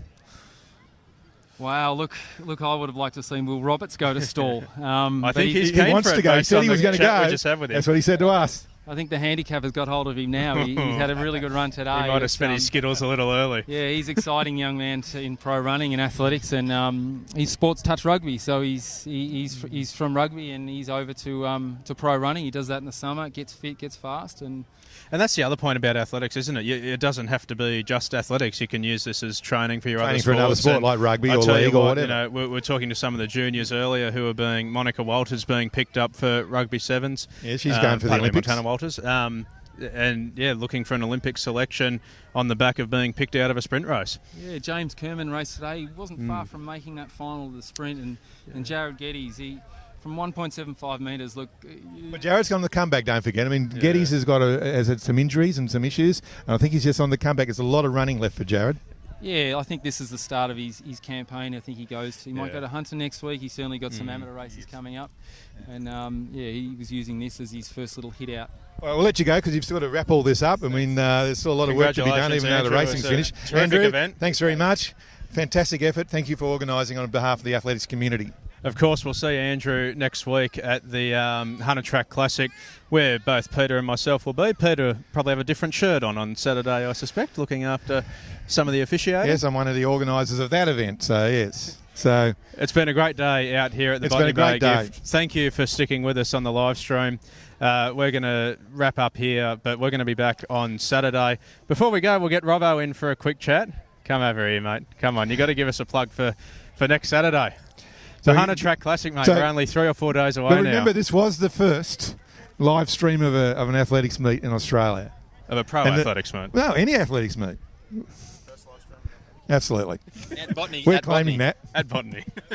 Mate, how's it been, boys? The voices have held up? It's been good. No, yeah. I think we've done okay. We've brought it out to the people for the first time here at Botany. Mate, we're just following your lead, mate. No, it's been sensational, as you said. Unprecedented to get this sort of coverage for a pro meet. I know the other states are very envious. You guys might be busy, for the rest of the calendar around Australia doing this sort of coverage, and I think it's fantastic. And looking forward to the Hunter. It's only a few sleeps away. What are we up to? 4 sleeps? 4 sleeps. We had a final timetable come out last night and a final entry list. What's your highlight at the Hunter in anticipation? Annalise Ruby going sub 2. I'd go that too. Pacemaker on the money. You saw her at Bankstown 2:02 something. Yep. Selma Kayan in the mix there as well, but I think let's see Australia's next 800-metre weapon unleashed. We know she's quality over 4, but let's see her in the 8. Already the reigning Australian 400-metre champion. She was only a second and a half away from that Olympic qualifier at Bankstown, doing all of the work out the front, as we're getting a little bit of love from Mossy. Mossy, we're just talking about Annalise Ruby, mate, the prospect of an Olympic qualifier on Saturday. Sub 2 this season. She's the one we're after, that's for sure. Yeah, that'd be my tip too. I think Annalise is the lady. Of course, Josh Clark, he's going to want to respond to Stubbsy's 10.24 from last weekend. And quick word, you may not have heard this anywhere else this will be exclusive to the live stream here. Scotty Westcott, organiser, might even turn the straight around. We'll have a chat to the officials and see if that can happen. But Running on the back straight. Sometimes finish on the back straight. A bit more conducive for the sprinters. We're going to get a win hurdler, so let's behind see. Yeah, but Michelle Jenicky, of course, is going to headline the 100-metre women's hurdle final. Nick Hoff in the 110 men's. It's just going to be a cracking great night. And then great night of brought running. home by Kurt Fernley, who got the win today. The one today. I was here down in the rocks Sydney. today. For the Summer Down Under, the 2016. Kurt Fernley, this is his number 10. He's won 10 Summer Down Under competitions down in the rocks over 10 kilometres. Listen to this. We're gone. I'm It's stepping unbelievable. out. We've been usurped big time. Listen, I just Could never usurp you guys, not you two. I just like to thank everyone from Athletics for having us for the time. We've got the new moss here. Look, you guys have done a fantastic job by all reports, and I reckon it's fantastic. It's great. All good for Great athletics. sport. Yeah. We're going to go one home big teamwork. and cut up some footage into Lot a of highlights self-love. package of today. Thanks, Robbo. Well done. Great run Okay. today, mate. Great work. Yep. Robbo Well got done, the Robbo. Skittles in the grudge match with Yusuf Abdi, Yep. not by very far at all. But that's it for us, folks. That's it from us. We're going to wrap up the 2016 Botany Bay And this Gift. is Matthew Whitbread. This is Peter Higgins. It's been a great day here at Botany, and we're going to say goodbye. Thanks, everyone.